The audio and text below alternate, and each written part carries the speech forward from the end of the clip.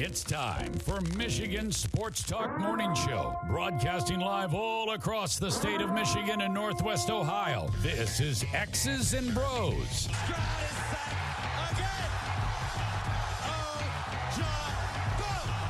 Swings it out to Sadiq Bey. Gets Benny Bey to To Abdul-Rahman at midcourt. Extra pass. And it goes for the win. The three-pointer by Jordan Poole. Here's the give. Walker. Kenneth Walker. Touchdown. Spike. Goff's got it. Back. Looks. Throws. Ends up. Yes. Caught. Touchdown to Detroit Lions. They did it. Amon-Ra St. Brown on the receiving end. Sends one to deep left center field. Back it goes, and that ball's out of here. A grand slam from Miguel Cabrera. He's got 2 goals. Larkin in on goal. Scores! His first career hat trick in his 7th season for Dylan Larkin. Here's your host, Anthony Bellino. Rise and shine, folks. Good feel-good Friday morning to you. It is the 8th day of December 2023. We welcome you here to X's and Bros on the Michigan Sports Network. Br0's, Ryan Elke, Anthony Bellino, all joining you. Thank you for joining us, no matter who you are, where you are, how you may be listening all across the great state of Michigan and in Northwest Ohio and worldwide on the iHeartRadio app. Traverse City down to the Glass City, GR to the Motor City. We say good morning to you. We welcome you. We thank you. We appreciate you. And, of course, we encourage you to join the program at any time. You can text the keyword sports radio. Send that to 21,000. Sports radio to 21000. Our Myers Supercenter guest line, 866-838-4843. That's 866-838-4843. We're on Twitter at XP Mornings, Facebook, X's and Bros. And, of course, good morning to our television audience as well. On BCSN and streaming live on our YouTube page at Michigan Sports Network. Add a .com to that to find our website. xpmornings@gmail.com is our fan feedback email inbox. And you can find us all individually on Twitter. Ben Glaze is at the Ben Glaze. Ryan Elke is at RyanL_Key. And I'm Anthony Bellino at AC Bellino. Gentlemen, good morning to both of you. How are we on this Friday? Can you believe it? The weekend is already here. Oh, my goodness. Yeah, it's exciting. I'm really disappointed in myself. I missed most of the Wings game last night, which seemed like it was a barn burner. Oh, man, what a tennis match. I mean, back and forth. Yeah. You know, we'll get into it, but they get up and you're thinking, wow, this is, I mean, I get that San Jose is a bottom dweller. Like, I understand that. But at the same time, like, hey, that's exactly what you're supposed to do. And then the floodgates just opened. And Ville Husso is a different player this year. And whatever he was last year, he ain't it this year. I can tell you that much right now. Like, I'm not going to put it all on him. And some people, yeah, I kept him in the game in the early portion. Like, you know, San Jose came out strong in that first period. Yeah, like every time a goaltender makes a save, it's like, yeah, well, you know, he's keeping him in the game. Like, that's literally what he's paid to do. Yeah. I need you to save the shots that are, you know, the other ones. Right. Goodness gracious. Not good. Not good at all. So we'll see. But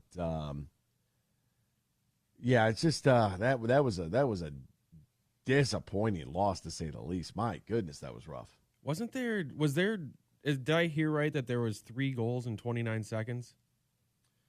Yeah. Wow. Yeah, I'll double check the timing of it. But okay. I mean, it was like it was 1-0, and I blinked, and next thing you know, it was 4-0, and I'm like, yo, what is going on right now? And then right after that, it was 4-4, and I'm like, what in the world is going on? Yeah, that's when I tuned in, was when it was 4-4. I was like, man, I really missed something. So the Red Wings had scored 3 goals in, what is that? Let's see, 44 seconds and 55 seconds. Oh, okay. And San Jose had scored 3 goals in about 1:40. Wow. Give or take. I mean, it was nuts. And then to lose it in overtime, like, oh my God. So you think about that game there. No points for you. It should have been. They should have been a win. You'd be sitting at 34 points ahead of Florida right now. But now you drop the Tide with Florida for second in the Atlantic Division, and yeah, very, very. I was really rooting for Patrick Kane too. I was really hoping he was going to do something miraculous in his first game, and he looks good. Yeah, I saw him ding one off the post. Yeah, he's still that dude. Like he looked. I was very pleased with that. Heard a great piece of audio from the Red Wings podcast or whatever it is, But like, look, Derek Lalonde had some really interesting things to say about Patrick Kane, and I'll play him for you coming up here at 6:35 when we dive in more to that Red Wings game, because it's pretty cool. When you think about when he first got an opportunity to be very hands-on with them, like good for him. Good for him. All right, very busy night last night. Very busy night. My goodness, it is. Wow, that's a good sports night, especially on a Wednesday, or pardon me, a Thursday. That's exactly what we're looking for. I keep forgetting that today's Friday. So, hey, shout out to Tyrese Halliburton, another game with no turnovers.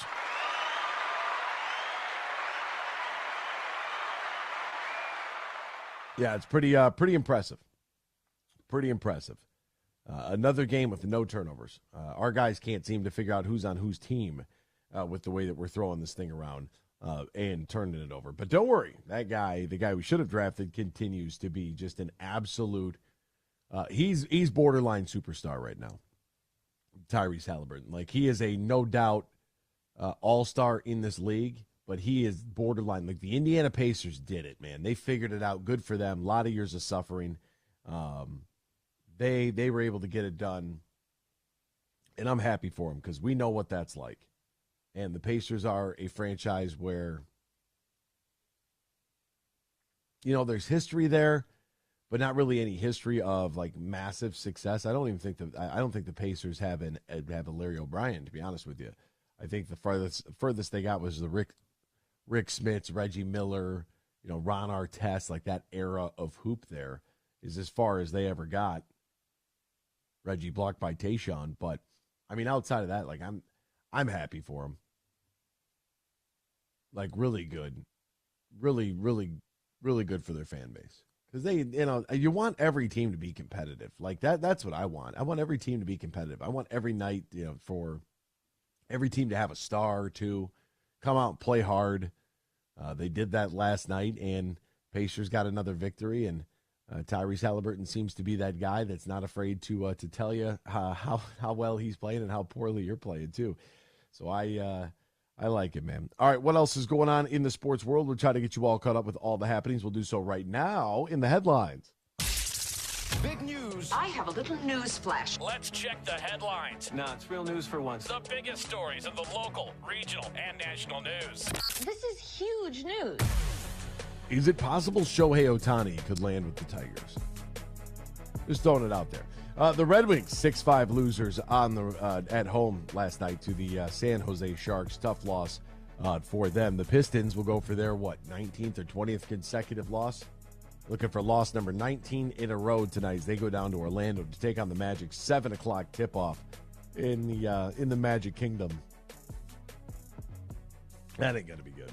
That's not going to be good at all. Robbie Gould, 10th all-time in scoring, has retired from the NFL. The former 49ers Bears kicker announces retirement from the NFL Thursday in a story written for the Players Tribune. Gould is 41 years old. Ranks 10th in league history in points scored, 8th in field goals made, and his 86.4 career success rate on field goal attempts is 9th all time. He was one of the first free agents signed by San Francisco coach Kyle Shanahan and general manager John Lynch when they took over in 2017. A lawyer says the ex-Jaguar staffer has a gambling addiction that contributed to his alleged theft of more than $22 million from the franchise. And sounds like a personal problem. Jabril Peppers said the Patriots needed a win to get the flack off of Bill Belichick. Patriots beat the Steelers 21-19 last night. And both the LA Lakers and the Indiana Pacers advanced to the final round of the NBA's inaugural in-season tournament. We'll step aside, back with more X's and Bros after this here on the Michigan Sports Network.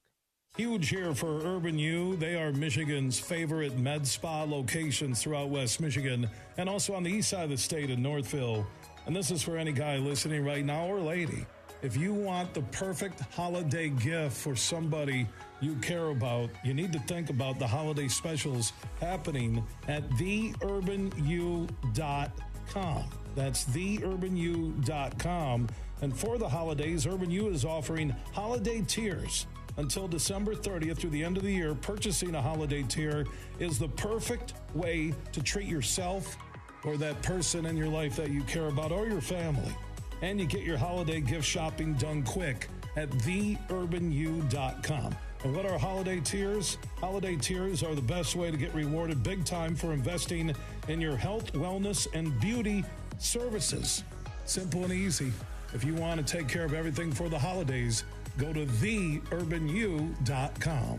Hi, I'm Casey. I don't just work at Meijer, I shop there. Get a $10 coupon like I just did when you spend $100 or more this week in store. Print it at checkout. Start redeeming next week. And get a Meijer spiral sliced ham for 89 cents per pound with M-Perks. Discount automatically applied when you enter your M-Perks ID Limit 1. And save even more with M-Perks with $1 off per gallon of gas. Get the same low prices in store and online. For big deals and great quality, shop Meijer. Exclusions apply. See all deals in the Meijer app.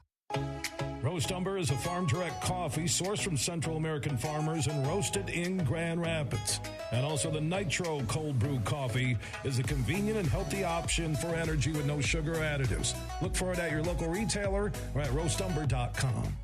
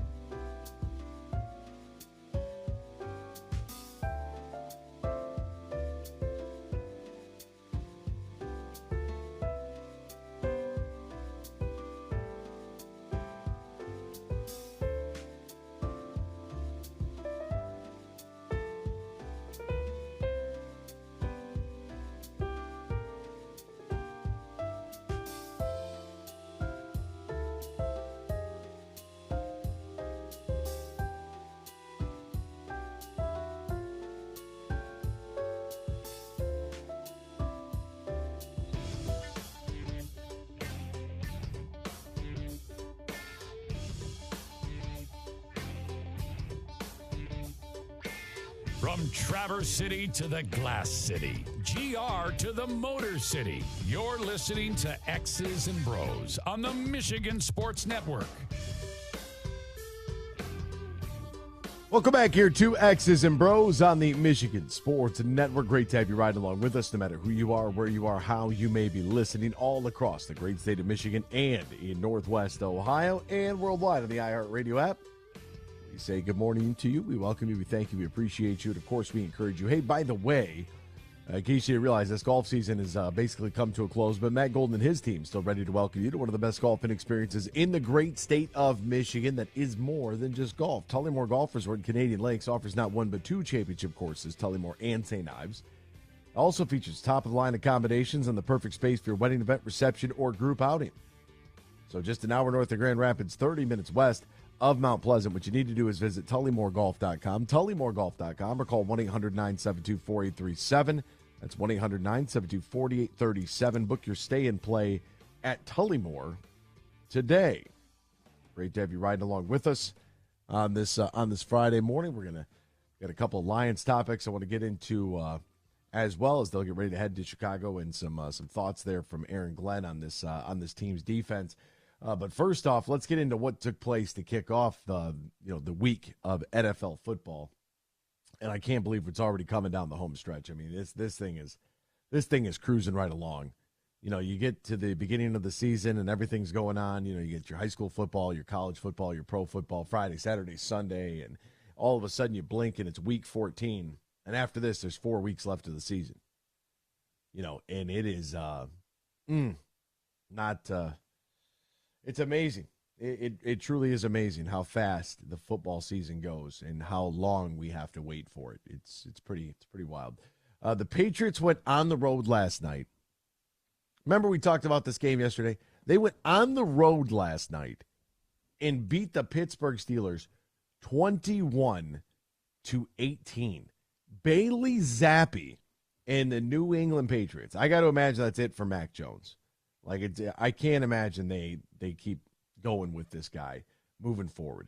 Total points was 30.5. Congratulations to both of these teams for being able to put up points. That's a lot of fun. They had 31 in the first half, so you felt really good about that.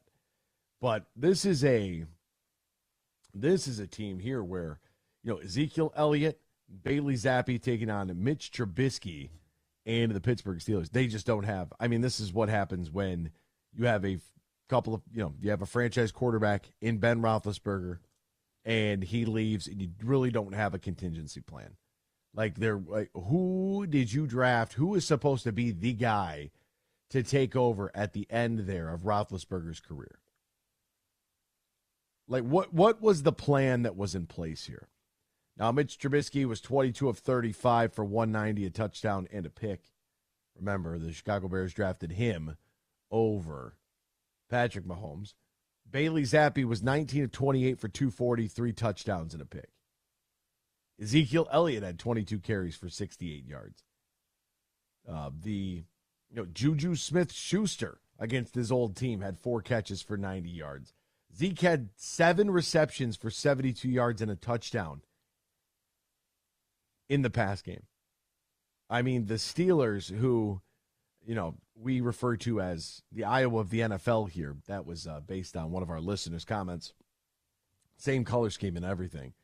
Love the jerseys, love the big numbers, love the history of the franchise. They got to find out what's going to be their answer at quarterback.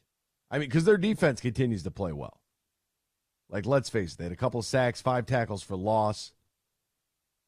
Their defense is doing a relatively good job this season. They just can't score enough points. You give up 21, you should be able to get a win at the NFL level. And the Steelers, they needed that. This isn't it's just the Patriots, we're both out of it this year. The Steelers have now lost 3 out of 4.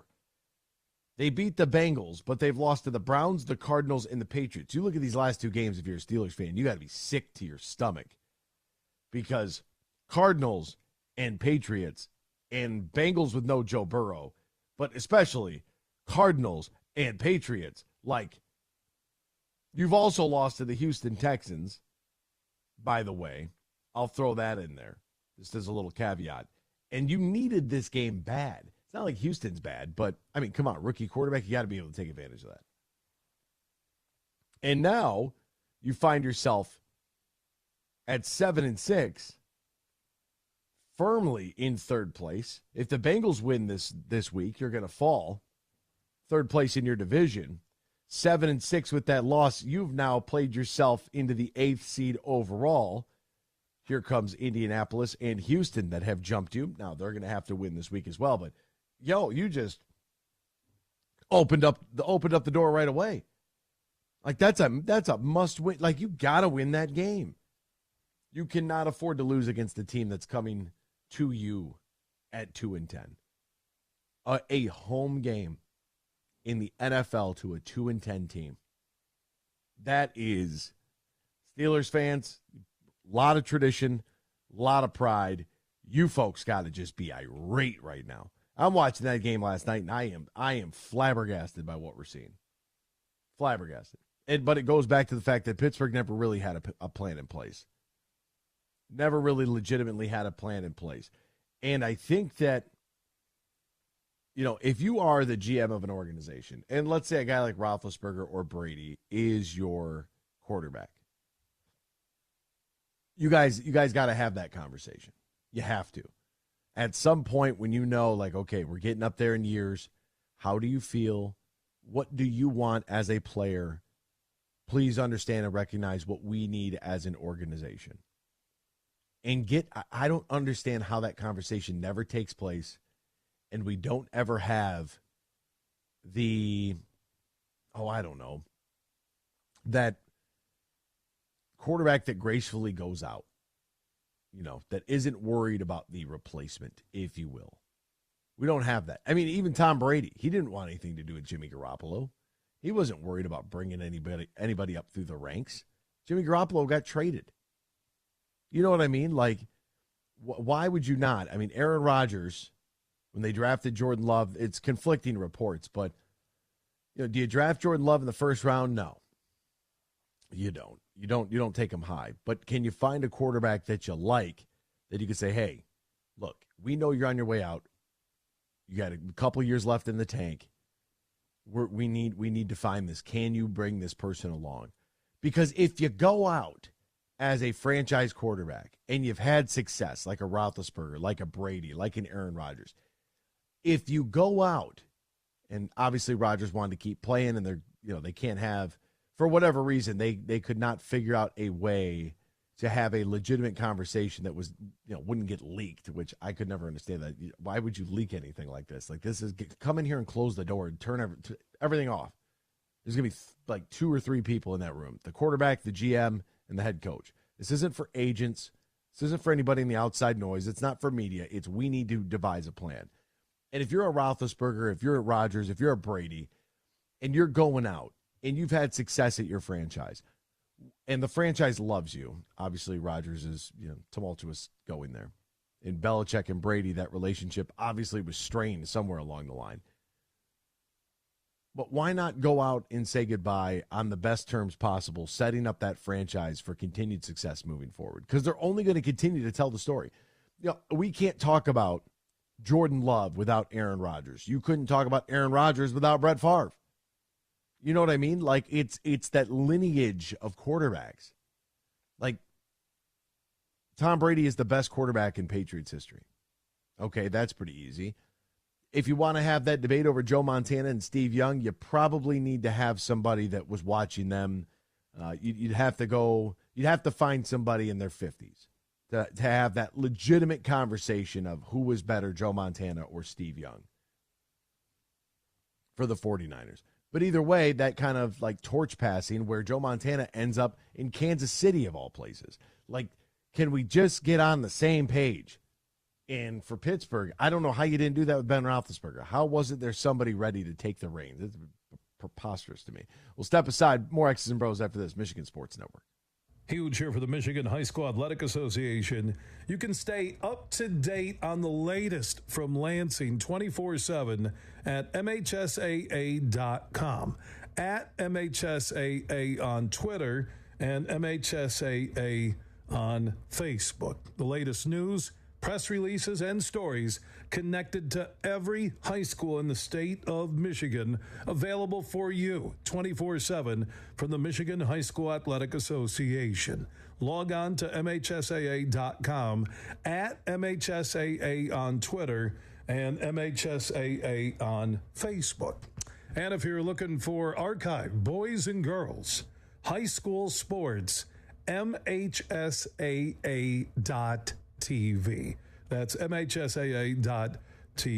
24/7, everything you need to know about high school sports in Michigan. Log on to MHSAA.com. Get your groove on. Friday, December 15th at Soaring Eagle Casino. Robin Thicke. Same show, same night, Montel Jordan. Tickets start at $53. On sale now at the box office and etix.com. Party hard. Slide into smooth. Robin Thicke and Montel Jordan. Friday, December 15th at Soaring Eagle Casino and Resort. Huge here for Van Andel Institute Purple Community. Now, they're a grassroots fundraising network powered by the volunteers who support VAI's mission to improve health now and in the future. Learn more at purplecommunity.org. Coming up later today at 3 on The Huge Show on the Michigan Sports Network, I'll deliver huge opinions on everything you're talking about.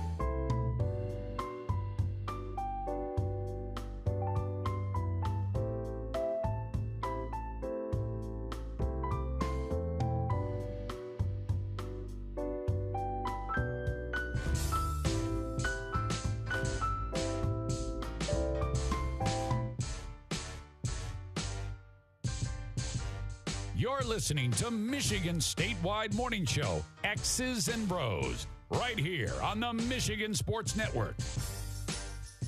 Welcome back here to X's and Bros, Michigan Sports Network. Great to have you riding along with us, no matter who you are, where you are, how you may be listening. Text the keyword Sports Radio. Send that to 21,000 Sports Radio to 21000.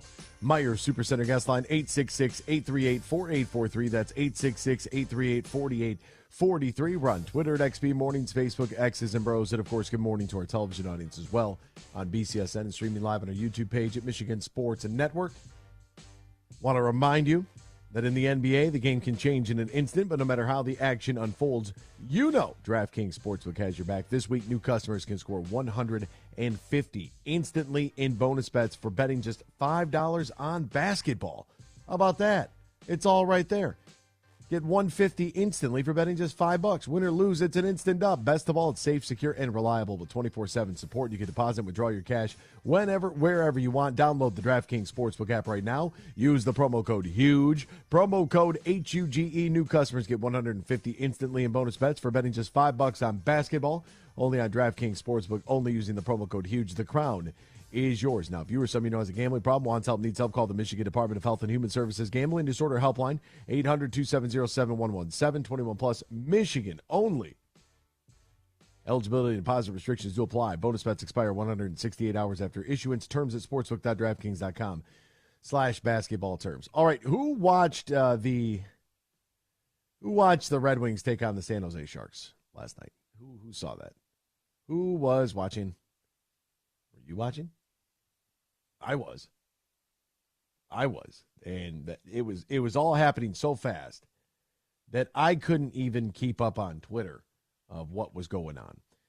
All right, let's get it started off early. My goodness, we're going to go, we make it through the first period unscathed. It's 0-0, not a big deal. I felt like San Jose had won that first period of action just in their physicality and their forecheck, and they were just doing the damn thing. And then Klim Kostin gets his second of the season, unassisted off the face-off draw. 59 to go, first period, no score in the hockey game. From the face-off, Kostin scores! He cut right out in front, and now he tucked it into the far corner of the goal, and it's 1-0 Detroit.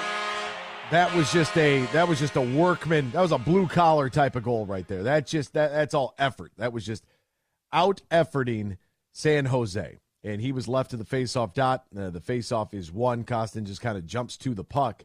Is really all that he does. And just right place, right time. He's got that left-handed shot off the left hand of the face-off circle. And he's able to get a takeaway there and punch it in. He gets his second of the year, and that one is unassisted. So it's 1-0. You're like, okay, all right, this is great. Able to put it together 3 goals in 49 seconds last night. 3 in 49 seconds, and it was a thing of beauty. It's 1-0. Michael Rasmussen getting his 4th and 5th of the season, doing so in 13 seconds. The first one's coming from Daniel Sprong, make it 2-0. The second one's coming from Ben Sherratt and Andrew Kopp to make it 3-0. So Raz gets number 4 and 5. Sprong picked up his 11th assist. And then on the second goal, Sherratt got his 6th of the year, and Andrew Kopp got his 7th assist of the year. Mike Vernon's right, big body. Oh, he got a surprise. Sends one to the goal, and it finds its way through the pearly gates, and it's 2-0. He was going for a The line pearly change. gates. I like that call there right there, Ken. I like the pearly gates. Hopefully I get to go through. Rasmussen in front of the net gets the tip. You feel pretty good about it. Sprong I'm a firm believer. You throw the puck at the net and good things will happen. Good things happen when you're willing to do that. And why is that? It can be tipped out in front. You can get a good screen. Anything can happen. But put pucks on net. It drives me crazy. Now, I'm not that person that's going to yell, shoot it, when they're on the power play. And there's not a free lane to shoot. That's one of the worst things that you could ever do. You go to a hockey game and your team's on the power play and it's at home and you just have people hooting and hollering for them to shoot. It's like they don't have a clear lane to shoot it. And if it gets it for whatever reason bounced or redirected or tipped out in front and blocked, then you could be looking at an odd man rush shorthanded going the other way. Like, that to me, I hate when people do that. Like, power play, set it up. Even strength, fire that thing on net and let's see what happens. If it's not going to be tipped or redirected, maybe get a lucky bounce. Maybe you're able to get a good rebound. But, hey, if all else fails, put the puck on the net. Let's get weird and see what happens. Here comes Rasmussen's 5th of the year. It is for Detroit. So, boy, that fourth line for the Red Wings was costing that energy. Really, scores! Another deflection. It's 3-0. Poor Mick is trying to tell everybody what the hell's going on. It's, scores! It's just what it is. And Rasmussen, get out in front of the net. That stick was high, too. Oh, man, that stick was high. But not high enough for a high stick. Right across the chest. Just happens Raz is a big guy. And, it is what it is. So you have a 3-0 lead. And then we're going to go about 36 seconds later after that for the 9th of the season from Lucas Raymond. Larkin's got it. Larkin to Fabry. In for Sherrod. Check back and they score! Raymond! Oh, my God. The floodgates have opened. Yeah, the floodgates did open. That is true. And Lucas Raymond getting his 9th of the year from Sherrod and Fabry. Very pleased with Ben Sherrod there. That's his second assist. So back-to-back assists there for Sherrod. The willingness to give that one up and not take the shot. I mean, perfect team play right there from the Detroit Red Wings. And then San Jose would just, the floodgates are open. Like, oh, man, this is great. I think we all thought this. San Jose is an 8-17-2 team, folks. They're not good. Like that, this is a game that if you're the Detroit Red Wings, you feel like you're going to win, you feel like you should win, and then all of a sudden, you don't win. You just don't. And it was relatively stunning to see what happened in this hockey game after that Lucas Raymond goal. Because it wasn't long after. We're talking like 18 seconds after. Period, they were reeling.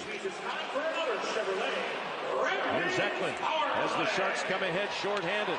Hurdle with Eklund. Hurdle shoots and scores! All right, so that one right there is shorthanded. You have to make that stop if you're Ville Husso. I'm sorry.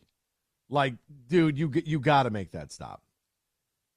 It's shorthanded. You just have to. I don't want to, I'm not going to put it all on Ville Husso last night, but that one is easy. Like, that's savable. You're one-on-one. He just beat you. Work to do here, though, on this penalty kill. Broken up, and Ruda will clear it ahead, and now a foot race, and a breakaway. Zetterlund in alone, scores! 2 short-handed goals on the same penalty kill, and it's 4-2. That is disgusting. That's disgusting. Like, that right there is too. You heard the man, their play-by-play guy, whoever that is. 2 shorthanded goals on the same penalty kill. On the same one. Like, how do you do that? How do you allow that to happen? And then Nico Sturm, who, God bless him. Good name, Nico. It's 4-2. Here we go. Against Ahotchuk. Now Vlasic's out of the box. And Br0's will send it ahead for Vlasic. He's got it with Sturm. He scores! Poor Eric Friney still trying to get the announcements of the goals out. I told you this when every time I go up there and work, like, folks, it's the slowest process ever to get the official goal call. Like, it is just, it just is mind-blowing how slow it is. Mind-blowing. I've never seen anything like it before in my life. Nothing. Like, it is, somebody will score, and you got to wait and wait and wait. And it's like, dude, what are we waiting for? We all saw the goal. I'm looking at the replay right now. Like, let's just call this thing in there. And it takes forever for the off-ice officials, for whatever their process and reasoning is. Because, when you're doing the PA, so when you hear the goal call in the actual arena, you're up top in the gondola. You have a monitor to your right that has Bally Sports Detroit or TNT, the game broadcast, right? So the goal happens. If you don't see it right away of what happened, you can just turn over and look at the replay. And then you jot everything down in your notes, however you want to do it. Everybody does it different. I make basically think of like a giant Microsoft Excel spreadsheet, and I do it on a blank piece of paper on the back side of like the first page of like the actual packet of PA script that they give you. If there's nothing that actually needs to be read on the first page, rip that page off, draw a line right down the middle, drag a T-chart, wings on one side, visitor on the other, goals, assists, time of goal, penalty. So what number got the penalty? What's the type of penalty that they're getting? How many minutes? And time. So, 50, Elke, 2 minutes high sticking, boom. 50, 2 minutes high sticking, time of the penalty, blah, blah, blah. Everything else, easy, right? It should be. It should be easy. So we got ourselves a 4-4 ball game. Or 4-4 ball game. What is this? What is this, baseball? No, we got ourselves a 4-4 hockey game. And Dylan Larkin in the third period decides that, you know what? I've seen enough. I'm the captain of the ship. Let's get out of here. Comes out the center. Here comes Wallman. Up across the line, feed past Fabry, now to Raymond to the trailer. Larkin with a shot, he scores! Larkin waving to the crowd. 5-4 Detroit. The captain connects for the Red Wings. The Red Wings have done such a great job. If you watch this, this is a multifaceted. Wallman's out there on the break, and this is 4 Red Wings where you have Wallman gives up the puck to Lucas Raymond. And when he passes the puck, the Red Wings actually attack the net in what looks like a perfect square. Like, you talk about structure, they've got basically a glorified 4-on-2 here inside San Jose's zone going full speed. Wallman gets it diagonally across to Raymond, who is the closest to the left post of the goalie. If the square, imagine the square if you didn't see it. The square just inside the blue line. It's Fabry on the right side, Raymond on the left, Larkin trailing Raymond, and then across is Wallman trailing Fabry. So there's your square. They begin to move up the ice. Raymond does a great job. Fabry trying to make himself look available. Raymond drops it back to Larkin, who just throws an absolute snipe at the net. And it's like, okay, all right, this is good. This is good. 5-4. Life is good. No complaints. Until this happens. Worked his way up from D3 goaltender into a pretty darn good career. Granlund loads up, fires it off the boards. They score! It's Hurdle, and it's tied again. Now, by the way, San Jose with an all-time great logo. I'm just going to throw that out there, too. I'm throwing that out there. Like, that's the shark biting through the state. Like, that's an all-time. Like, that's such like a 90s-looking logo. I love it. Like, bring back the Mighty Ducks. And then we get into overtime. 37 seconds into overtime. The deflation and frustration of a loss of this magnitude, this is what happens. You're being outshot 35-31. You were playing some really good puck. Everything was looking good. And then all of a sudden, Mickey said the floodgates open. The floodgates open. And, a few of these goals are just like, you get the odd man rush. Both shorthanded goals and then this. Looking for Wallman, who opens up to take the pass. Raymond off his back foot, and now a foot race. And here's Zetterlund in alone on the breakaway. Granlund scores! Like, Billy, I'm going to need you to save one of those. I'm going to need you to save one of those. Like, that's the difference. And some people are like, I can't believe you're too hard on him. Raymond coughed that puck up, and then, Dylan Larkin blew a tire trying to get back in the foot chase on a 3-on-3. Yeah, the 3-on-3 is to develop more scoring, and it works, right? The 3-on-3 overtime works. Like, these guys are all professionals out there. Like, you can't afford to turn the puck over. And to me, that happened long before, where structure broke down. Wallman and Raymond ended up Wallman and Larkin ended up too close to each other, both to the right of that right faceoff circle down in the corner. They're trying to get the puck out. Bad bounce off of Lucas Raymond's skate. Larkin blows the tire trying to get back. It's a 2-on-1. Like, eventually, that's the difference between regular goaltenders and guys that are like all-stars. And I know you're like, oh, you're putting too much on Ville Husso. At one point, can I get some like ridiculous save, like ESPN top 10 play? Can I get one of those one time? Or is that too much to ask? Like, I don't want to bother you. I don't want to interrupt anybody from what they're doing. But if I could just get one of those to where it's like, how the hell did he make that save? Like, no. I just want one. And this is a time in the schedule where, you've got some really good opportunities right in front of you to add to your win column. Like, you made it through New York with a 3-2 loss. You beat Chicago 5-1. You beat Montreal 5-4. You beat Buffalo 5-3. You score 5 against San Jose. Like, you've scored 20 goals in the last 4 games.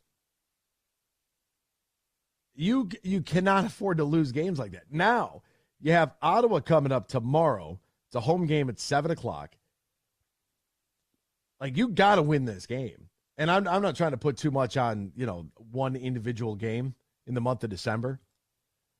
But, like, the Ottawas of the world, the San Jose's of the world, like, you got to win those games. When you start to see some of these, lower-level teams of the NHL, these are the games you got to win. You can't afford to fall asleep against the Buffalo Sabres. And, like, look, I don't think Villy, like, I don't know if Villy's the guy, man. When, when you have Montreal, Buffalo, and Ottawa, that should be 3 dubs right there. It should be. Like, you're able to be, Chicago's another one. If you run into Minnesota, you run into San Jose and Anaheim and Edmonton. Like, these are some teams, like the Edmonton Oilers are shockingly bad this year. 21 points in 23 games played. Like, that's awful. So the Wings, who have played 25 games thus far, they got a 2-point advantage on Toronto, the Toronto Maple Leafs. Maple Leafs have played 2 less games. And those are the games you can't give away. That's like last night if you're the Steelers. Like, the Steelers are in a playoff chase, and you give one away at home to the 2-win New England Patriots at Bailey Zappi. Now, we've been zapped by Bailey before. We know what that's like. But that was just just brutal. Just brutal. And the goal number 4 is a shot that's wide. The rebound, Husso's at the top of the crease. The rebound comes back. You got to get guys out in front of the net. I get it's a team game. You can't have that turnover. It's a 2-on-1, and a 2-on-1, you expect an NHL team. They had a penalty coming anyways. They were going to tag Larkin for a hook on the play, and I just, I don't know, man. I don't know. You gotta come away with it in that game with a win, and that one just really, that one really hurt. Like, that should have been, you're up 4-0. That should have been a 5-1. We'll give them one 5-1 winner. Everybody go home and go home happy. Now you got the Senators, another team at the bottom of the barrel. The good news is, over the last 10 games, the Red Wings are 6-4, right? And over the last 8 games, the Red Wings are 3-2. Yes, that's regular losses and, of course, last night's overtime loss. But, you go 6-2 throughout the course of the year, you're going to be in really, really good shape. All right, we're going to step aside when we return. By the way, once again, Red Wings Senators tomorrow, 7 o'clock. When we return, we'll get your headlines. The USGA has made a ruling on the golf ball, and AG says the Lions' defense is improved. Do you agree? That's next year, X's and Bros. Deck your cart with Meijer savings. This year, give the gift of savings from Meijer. Santa Bucks will save you plenty. Plus, stack your savings when you shop super low prices with the Meijer Super Sale. Ho, ho, ho! Savings for all! Don't wait to shop and save with Super Sale and Santa Bucks this Friday and Saturday only at Meijer. Plus, get a $10 coupon when you spend $100 or more this week in store. Print it at checkout. Start redeeming next week. Exclusions apply. See all deals in the Meijer app. Huge here for my friends from Coppercraft Distillery. Now, they're a Michigan-based company, and they have a message for anybody 21 and up. You're going to want to get hooked up with this Honolulu Blue, a premium can cocktail. Vodka, blue raspberry lemonade. This special limited edition canned cocktail is available at local stores, pubs, and restaurants. And when you're cheering on our favorite pro football team, TDs, tailgates, and more, make sure you grab a Honolulu Blue from Coppercraft Distillery. Imagine this, a day filled with indulgence, bursting with excitement, and packed with extraordinary moments that build memories to last a lifetime. A day that is unmistakably yours, at the place that is undeniably spectacular. Whether you're winning big, dining lavishly, or relaxing oh so comfortably, it's your getaway reimagined at Soaring Eagle Casino and Resort. Merc Perks from Mercantile Bank is here. Merc Perks checking has all you need to plan your busy lifestyle. Travel services for hotels, airfare, and cruises, cash back rewards, and even savings on prescriptions, eyewear, and dental work. Merc Perks also includes all the traditional benefits you love, like online and mobile banking, and fee-free access to almost 40,000 MoneyPass ATMs. So when you're ready for perks, Merc is here. Learn more at mymercperks.com, member FDIC. Salt and pepper, Tom and Jerry, rhythm and blues. Some things just always go together, like driving and seatbelts. The Michigan Association of Chiefs of Police knows that seatbelts save lives. We know how easy it is to buckle up every single time. We know how important seatbelts are for everyone because we see what happens when people don't wear seatbelts. Driving and seatbelts. You just can't have one without the other. Roast Umber is a farm-direct coffee sourced from Central American farmers and roasted in Grand Rapids. And also the Nitro Cold Brew Coffee is a convenient and healthy option for energy with no sugar additives. Look for it at your local retailer or at roastumber.com.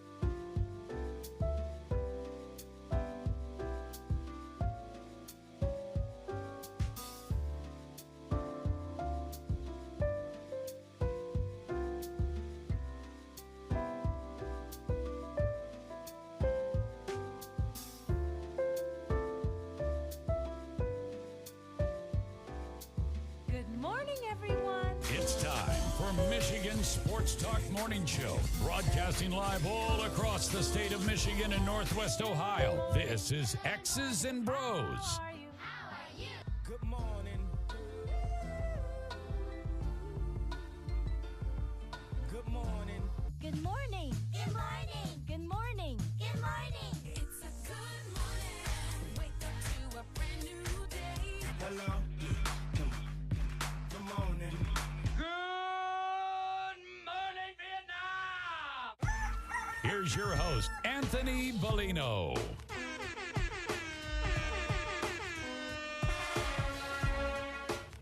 Whoops, forgot to mute myself right there as I was trying to clear my throat. Let me clear my throat. Welcome back here, X's and Bros, Michigan Sports Network. Great to have you riding along with us no matter who you are, where you are, how you may be listening, whether it's terrestrial radio, the iHeartRadio app, listening to us online, watching us on BCSN or on our YouTube page at Michigan Sports Network. We say good morning to you. We welcome you. We thank you. We appreciate you. And, of course, we encourage you. Join the show by texting the keyword sports radio. Send that to 21,000, sports radio to 21000. Meyer Supercenter guest line 866-838-4843. That's 866-838-4843. We're on Twitter at XB Mornings, Facebook, X's and Bros, and of course, good morning to our television audience as well. BCSN streaming live on our YouTube page at Michigan Sports Network. By the way, if you do Facebook us, it's easier for us to see under the comments. The direct messages, I mean, there are a lot of them in there. We try to get to all of them, but holy mackerels, that's a lot. That is a lot. Who's more frustrating, Goff or Husso? That comes from Freddie. Husso, poor Freddie, he just doesn't like Jared.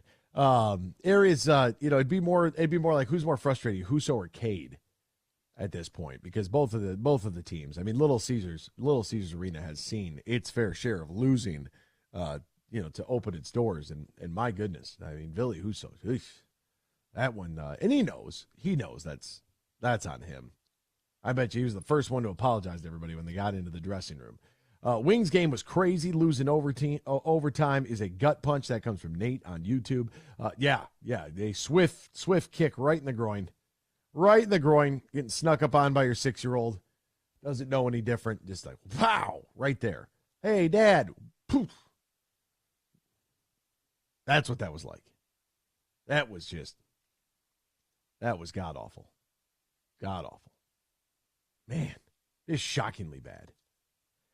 Pistons will be in action. It's goodness gracious. Great to see Tyrese Halliburton have another ball game, but the Pistons they'll be right back at it, coming up tonight, and they'll be on the road in Orlando, so you'll get to see another team, much like the Pacers, where the Pistons should be, and they just are not. Tyrese Halliburton is a borderline superstar that should be on this team. He does what he wants to do when he's out there, and you can't stop him. And the best part about it is, and the reason I do this every time he plays is because I'm so sick and tired of seeing Pistons Twitter be elated with the idea that Killian Hayes had 9 points and 5 rebounds and 4 assists. Like, oh, he's really turning it on. Like, no, that is turning it on. That is what that looks like. That is a lottery pick. This other stuff is just humbug. Shoot a high percentage. Control the offense. 27, 7, and 15. If Killian Hayes ever did that in his life, that's a 2 or 3 game total for him. If he ever did that in his life, Twitter would melt down. Because anytime this guy does it, and I try to applaud him. He makes a shot. I'm like, yeah, it's a good shot, Killian. Like, I try to, be so, hooray for my team. No, watch them play the Orlando Magic today. I'm telling you, watch them like the Orlando Magic, another team, right? They drafted Franz Wagner. They drafted Paolo Banchero. They've made some moves to adjust their roster a little bit, and they are leaps and bounds better. That's why they were one of my sleeper teams coming into this year. Like, I believe, like, Paolo Banchero is a star. And I saw this conversation happening the other day about the NBA. Like, if the NBA wanted every team to be relevant, you easily could. Just stop putting the Lakers on national television. Like, we don't really need to see them. And they're the late game, so whatever. But you're allowed to put different teams on. Like, the Pistons most recently had their game, I believe it was January 21st, was scheduled to be on NBA TV. The NBA has removed that from their schedule. They are so bad that the NBA is like, we don't even want to put them on our own network. Are they even in our league? That's the point that it's gotten to.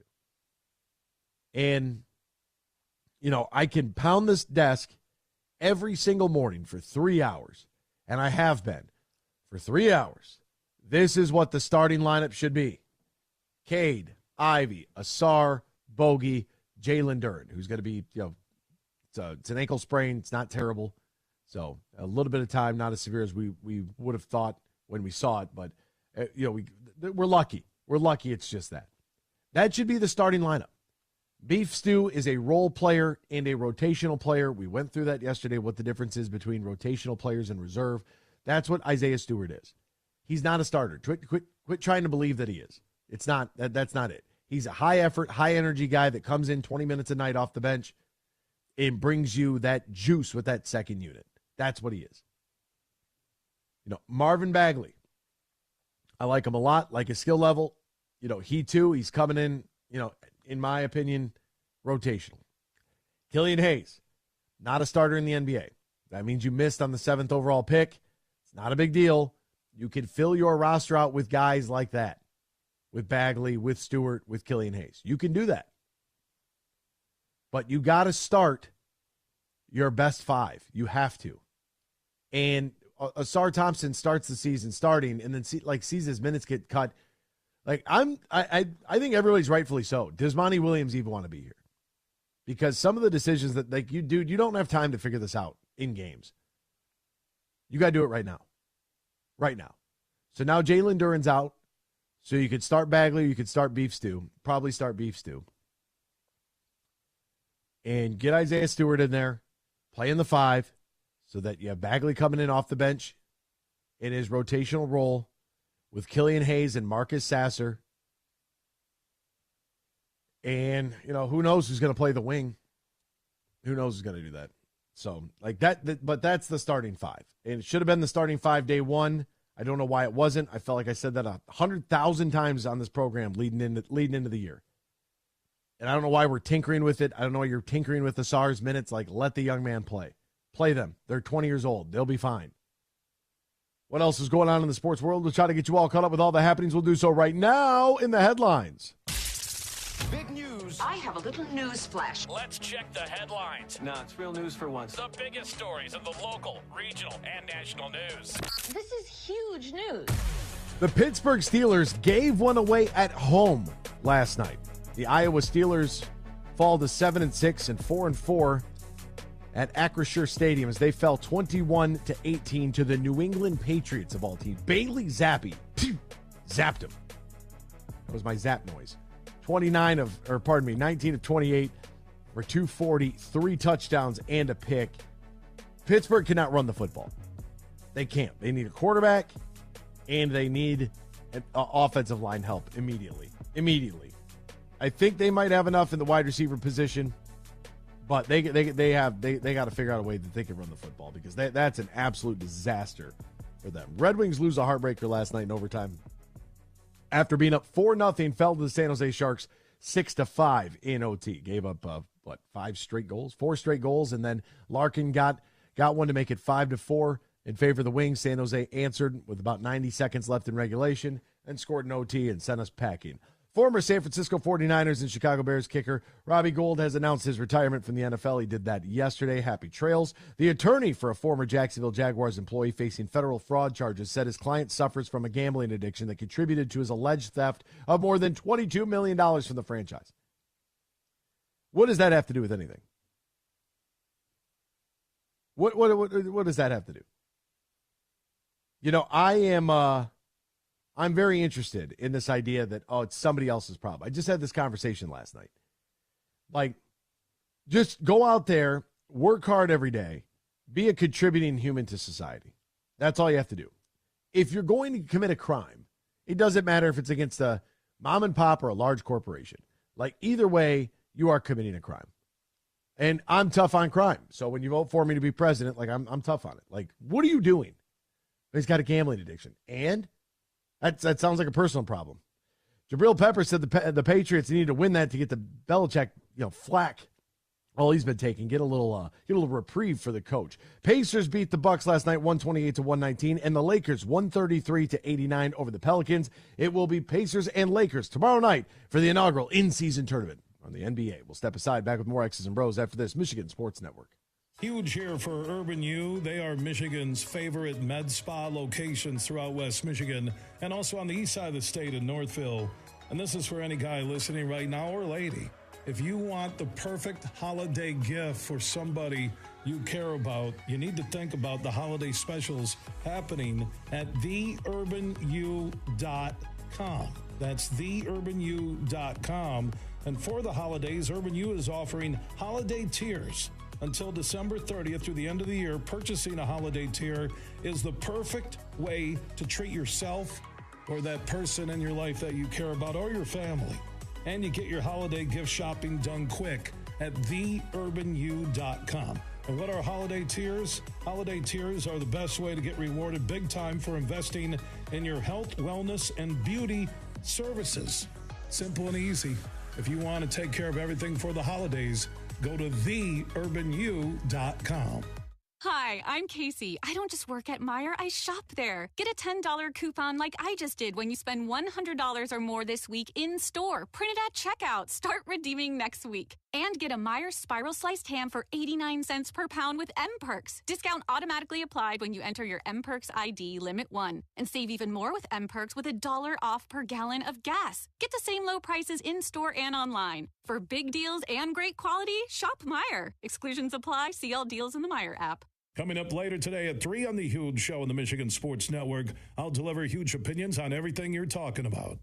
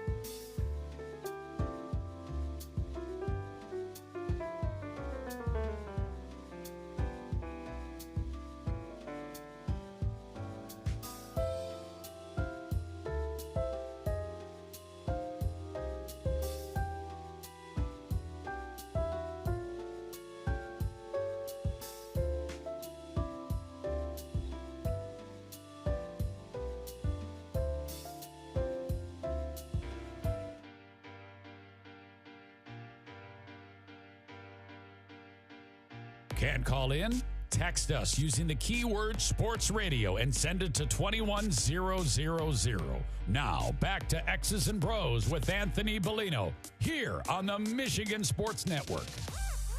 Welcome back here to X's and Bros, Michigan Sports Network. Great to have you ride along with us. Fantastic Friday here for you on the 8th day of December 2023. Golf season has come to a close, but Matt Golden and his team still ready to welcome you to the beautiful Tullymore Golf Resort in Canadian Lakes, Michigan. Not only offering 2 championship courses, Tullymore and St. Ives, but also the perfect space and accommodation for your wedding event, reception, or group outing, maybe a corporate outing. Canadian Lakes, an hour north of Grand Rapids, 30 minutes west of Mount Pleasant. Easy to get to no matter what direction you are coming from. So that's a positive. And it's never too early to start thinking about 2024 as well.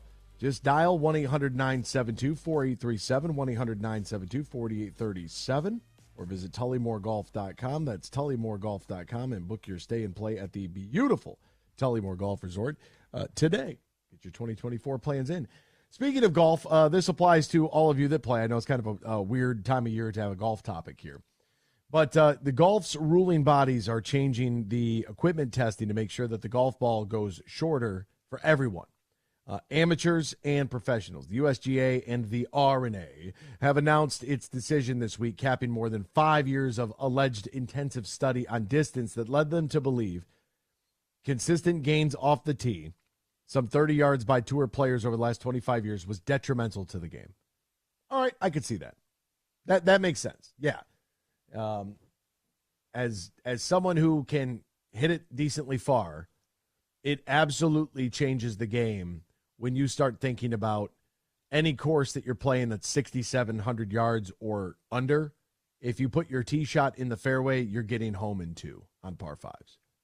Like, that's just the way, like, that's what it is. Like, there isn't a par 5 on any of the courses that I play regularly that I'm not, we could have a 2-putt birdie here. We just got to hit this first one in the fairway. That's the problem with me. Ball go far, ball go in all directions. And some days, like, for instance, in our league, the 8th hole in our league that I play in with my dad is a par 5, right? And there is a creek that runs across the middle of it that, most guys are short of or right around in the neighborhood of. I go over the creek and I hit driver 7-iron into a green on a par 5. Driver 7-iron.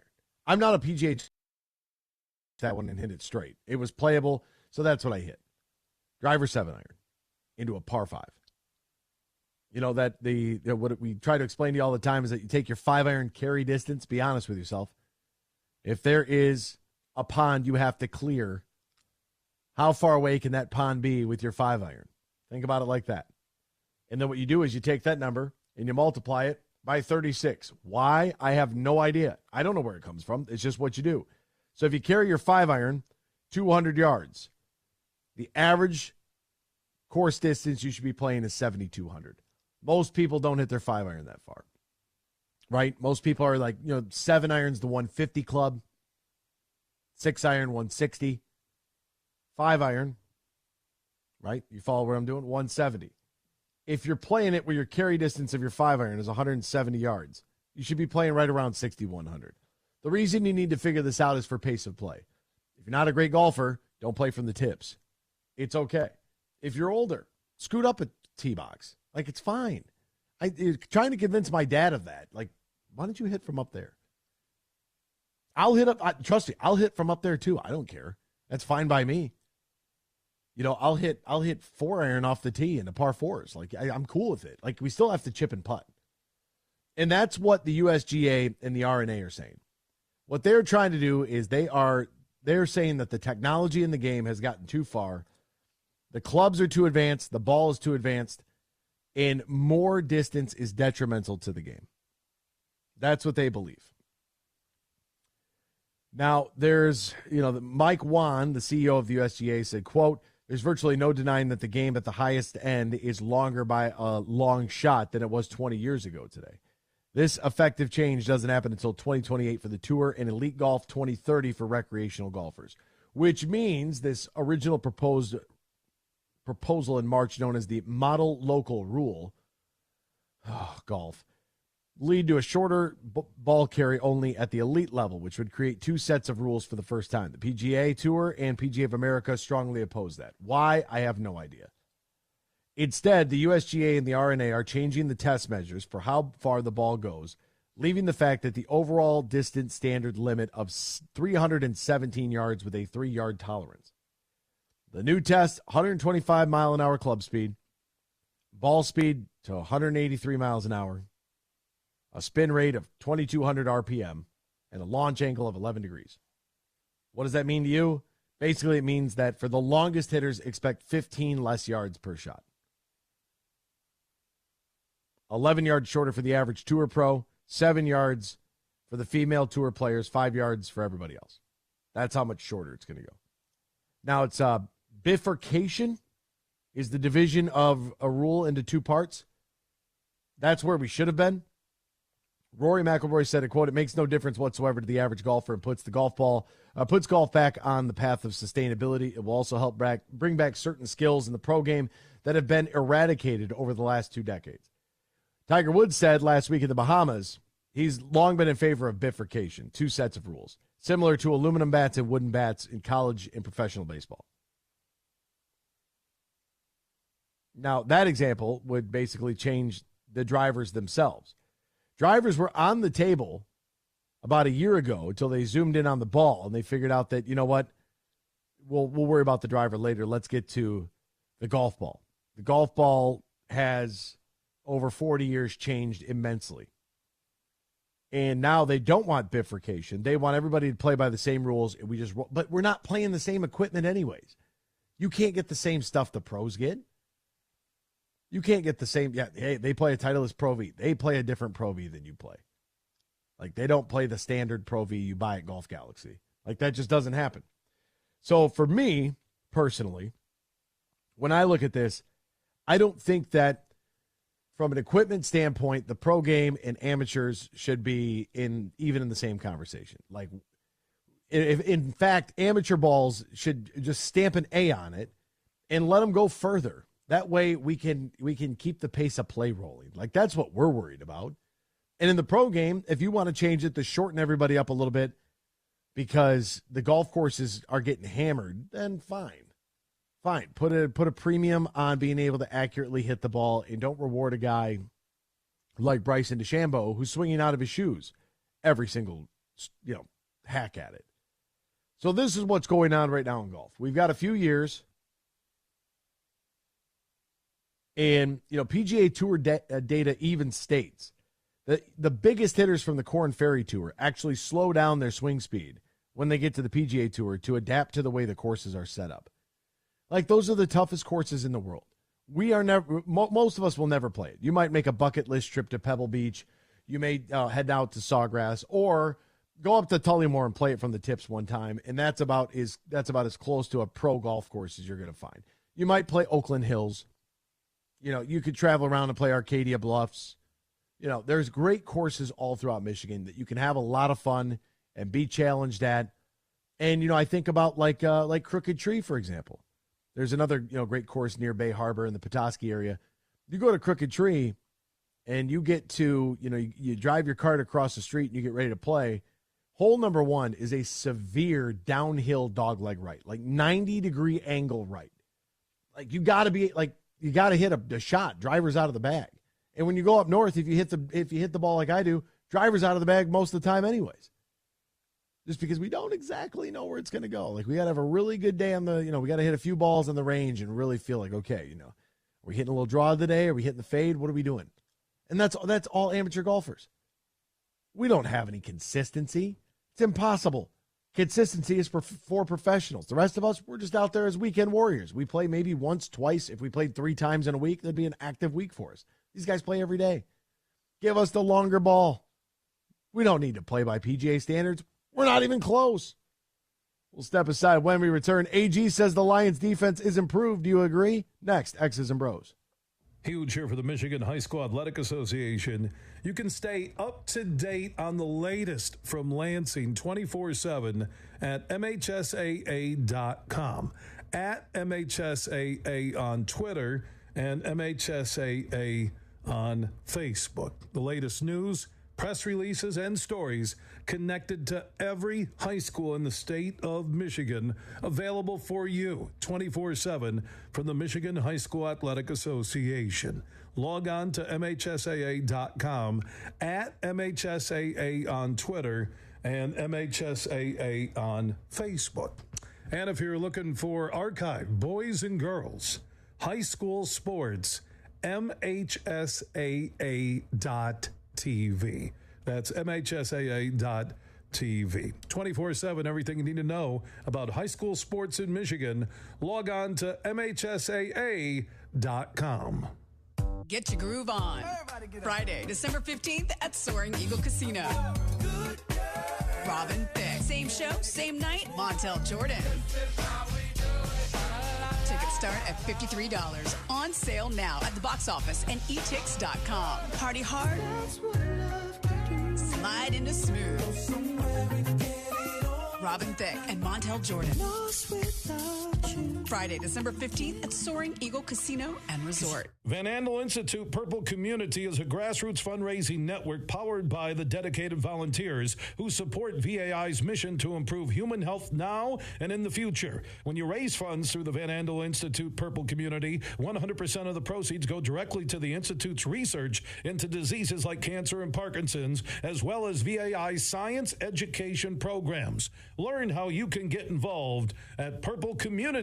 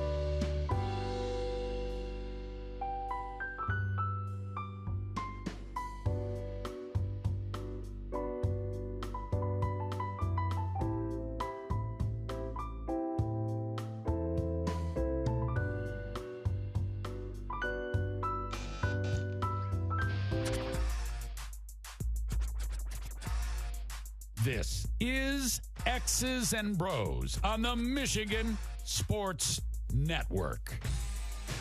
You know, in the game of basketball, the game can change in an instant.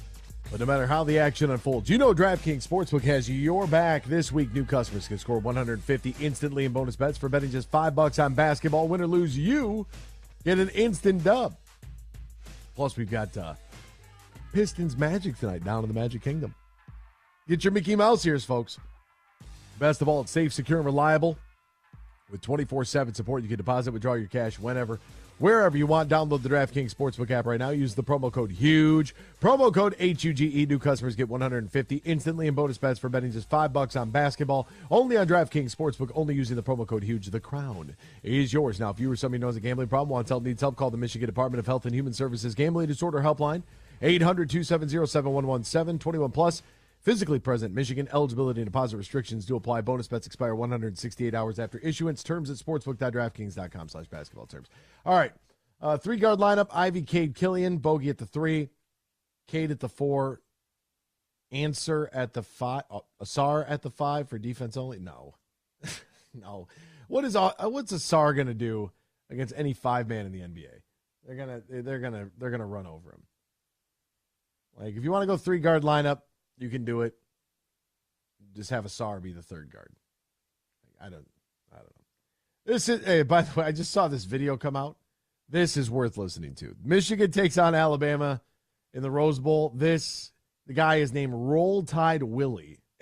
This goes out to Mr. Dave Portnoy, Mr. El Presidente, Barstool Sports. Yeah. The man. The man. The myth, the legend. Right. Now, we love Dave, don't we, Willie? We love him to death, and we respect him a lot. But the problem is he's calling us out, man, talking about the Tide. He talking about the Tide. He gonna find out when Alabama gonna run through him like he squirt. Like they got the squirts, ain't that right, Willie? Gonna be over there. It ain't gonna work, is it, Willie? Ain't gonna work, cause we gonna run.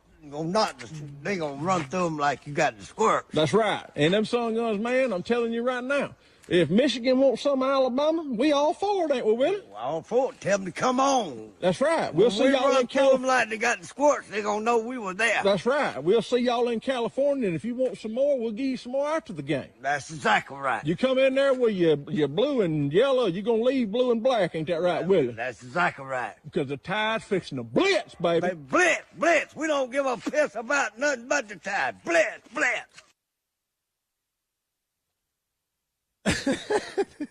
What? They're out there, folks. They live amongst us. Roll Tide Willie. Roll Tide Willie. God bless him. That's his thing. We don't give a piss about nothing but the Tide. Oh my goodness. That's they are that you want to make that guy sweat, hand him a high school placement test. You want to give that guy the squirts. He said, God bless him. All right, we've got Lions and Bears this weekend. Aaron Glenn says the defense is improved. I want to know if you agree with him. Freddie is on the line, wants to talk about the game. Good morning, Freddie. How are you? Good morning, AB. I'm going to be quick. I'm not going to stay on the phone long. I don't want to take up. You having a good day? First, yeah, I'm having a real good day. Good. My poor daughter, she sprained her knee, so she can't play practice volleyball today. So her first major injury. Oh boy, concerned about it. Yeah. Well, I used to do it all the time in the park, playing basketball, football, all that stuff. I used to get right back up and just play it, man. Just wrap it up and play. That's what I did. So. Well, you tell her that we all our friends on the radio say that we hope she gets better soon. Oh, that's nice of you. All right. So first of all, that squirt guy, you need to get him on the show. I know. Honestly. I'm worried though. I thought he was going to drop an F-bomb. Yeah, that was funny. Run through you like squirts. I like that. That's funny. Now, real brief. I got to correct one thing because I know you won't read the text. You pick and choose what you read. I have nothing against golf. Quit saying that. I don't dislike golf. You have to state the facts. And Monday I called. He did great. The other day he didn't do good. I called. And I'm going to tell you like it is. Sorry. Now, I got to tell you, this game, Anthony, is a must-win. I'll tell you why it's a must-win. Not because the Chicago Bears, not because they stink, not because they can't afford to lose one, because they probably can. They could probably afford to lose one. But this is a must-win because you got to see how your quarterback does out in the cold, right? Outdoors. Yep. You got to see how your defense performs against a running quarterback. That's two. The reason why I say that is because in most cases you're going to face Philly, San Francisco, possibly Green Bay again in the playoffs.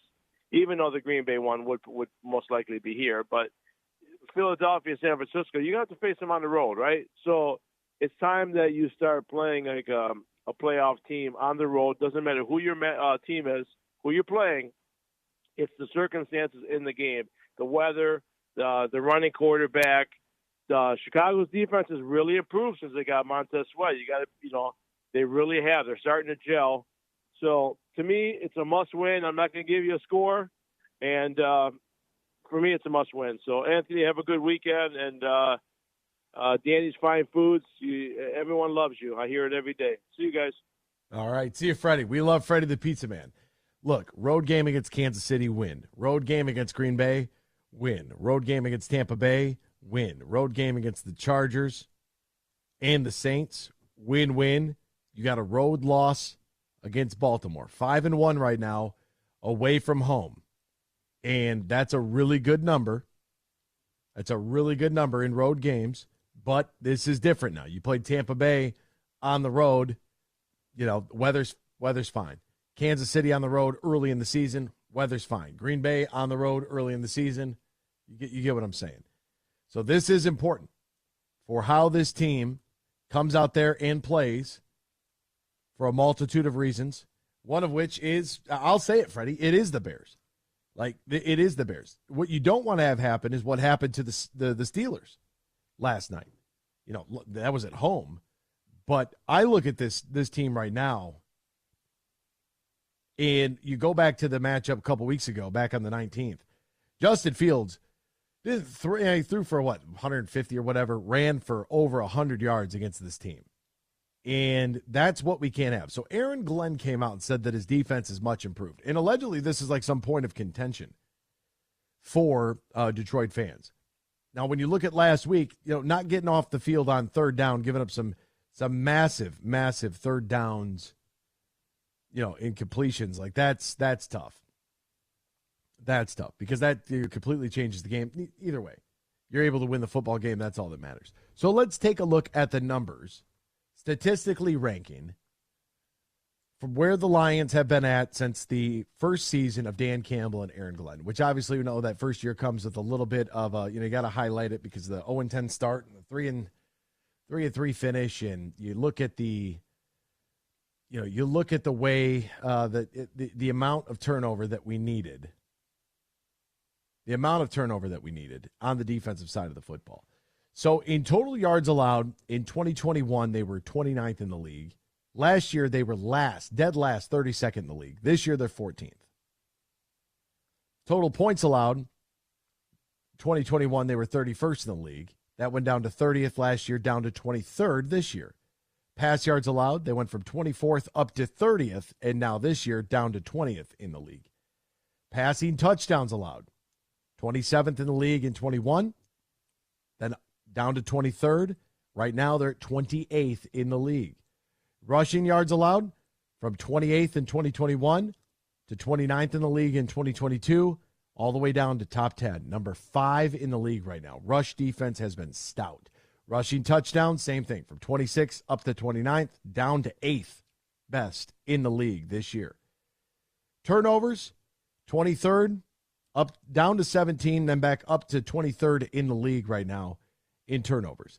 The sack number you got to highlight, and obviously with the loss of James Houston, that has been incredibly detrimental to this team. They just don't have anybody on the opposite side right now of Aiden Hutchinson. Hutch is getting the bulk of the attention, and it's showing. Like, they can't get to the quarterback with anybody else. Sacks, they were 30th in 2021, 18th in 22. They're now 27th in 2023. Penalties, from the most penalized team in the league to the least. They were 30th, down to 6th last year. They're 29th right now. So, statistically speaking, overall, they have improved. They've improved in a number of categories. From last year to this year, and then overall to this year, including the yards, the points, and the passing yards. Passing touchdowns they got to work on.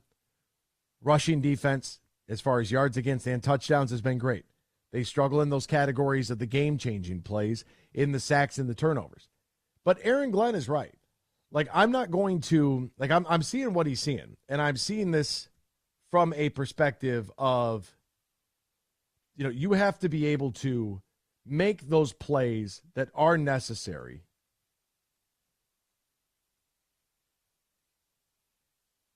to change the outcome of games.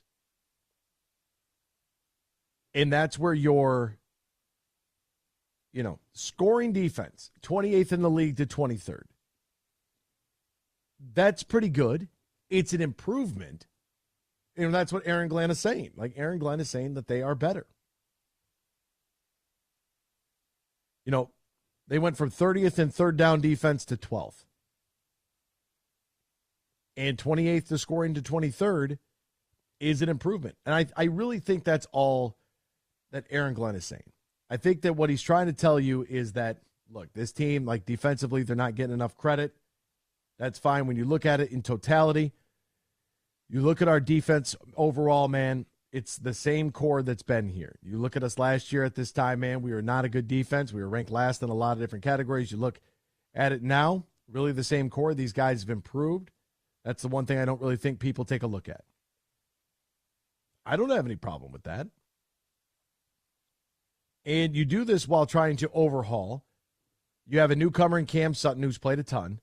And then you have C.J. Gardner-Johnson, Emmanuel Mosley, who have been non-factors due to injury. Brian Branch is a draft pick. And the only other real newcomer is Jack Campbell in the front seven, who's played consistent snaps. So it's the same personnel group. And they jump from dead last in total defense to 14th. That's an improvement. The pass rush is where this group has not only, you know, flamed out a little bit, but it's gotten worse. And that's because Aiden Hutchinson is your only consistent pressure option. That's it. He's third in NFL quarterback pressures behind Micah Parsons and Nick Bosa. And teams have, you know, basically taken his ability to get to the quarterback and sack him out because they've been double and triple teaming him. 25 sacks as a team. That's 27th in the league right now. They finished 18th last year. And when you don't have the pressure on the quarterback, if you can't get to him, that puts the pressure on the secondary. Plain and simple. Plain and simple. Sutton has played well. Branch has played well. You know, you look at the safety position. That's been good. Tracy Walker, Kirby Joseph. It's been good. Last season, the Lions allowed 6.2 yards per play, which was the most in the NFL.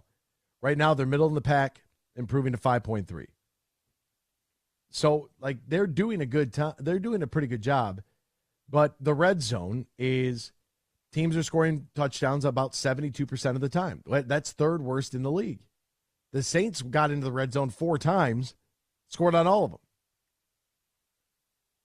And they needed the offense to get them out of there.